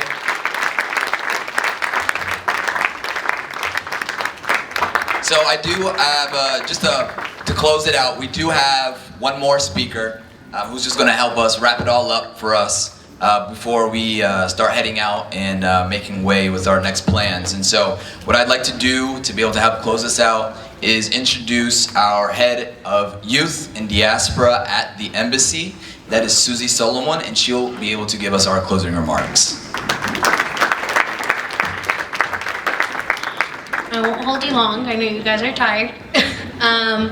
As we bring tonight's event to a close, I want to take a moment to offer our deepest thanks to Mr. ALEMSEGED INTERVIEW for his time, his wisdom, and devoting his life to telling our people's story with such care and truth.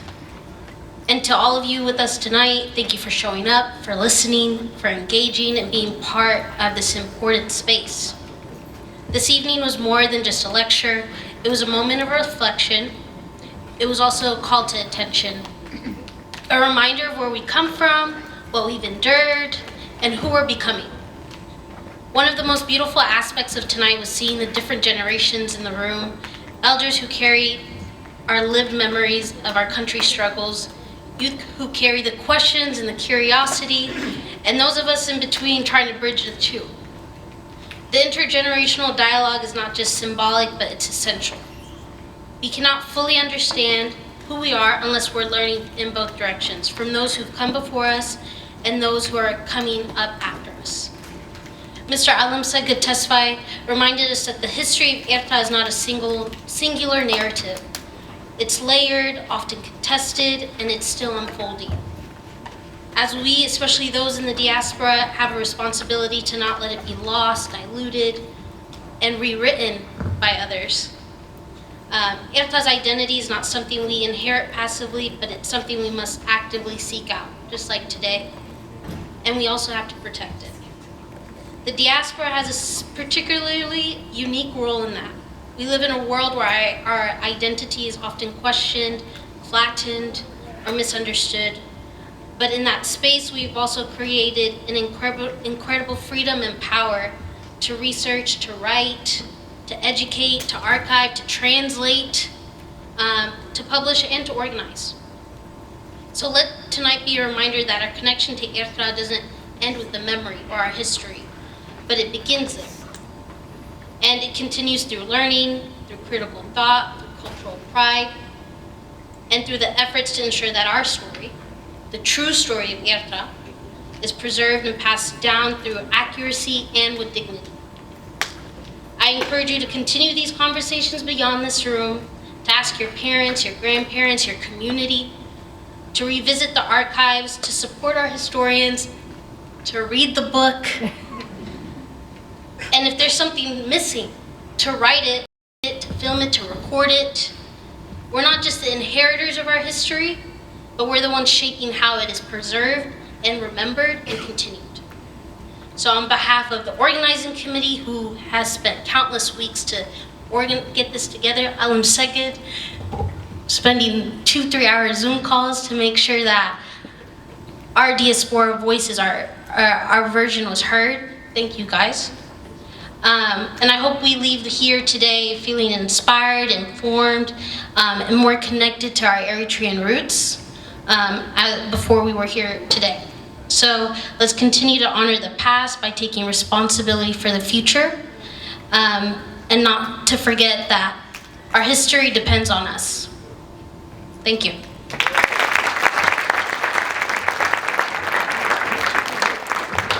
Thank you, everybody. Just as a quick reminder, we do have our book signing here with Baba ALEMSEGED INTERVIEW for, wow, there's a whole bunch of people who really want to be able to get your signature, and I was just like one of them. Do you have the energy to do so? You'll have to be very kind to me. Yeah. I mean, this book signing is an extremely tasking thing for me. And so I see people that, are you waiting for me? Oh my goodness. You don't mind if I sign only my signature? Yes. And then you put everything else there. But, you know, thank you very much. This has been, I think, the most, it tops everything else I've done so far in the United States.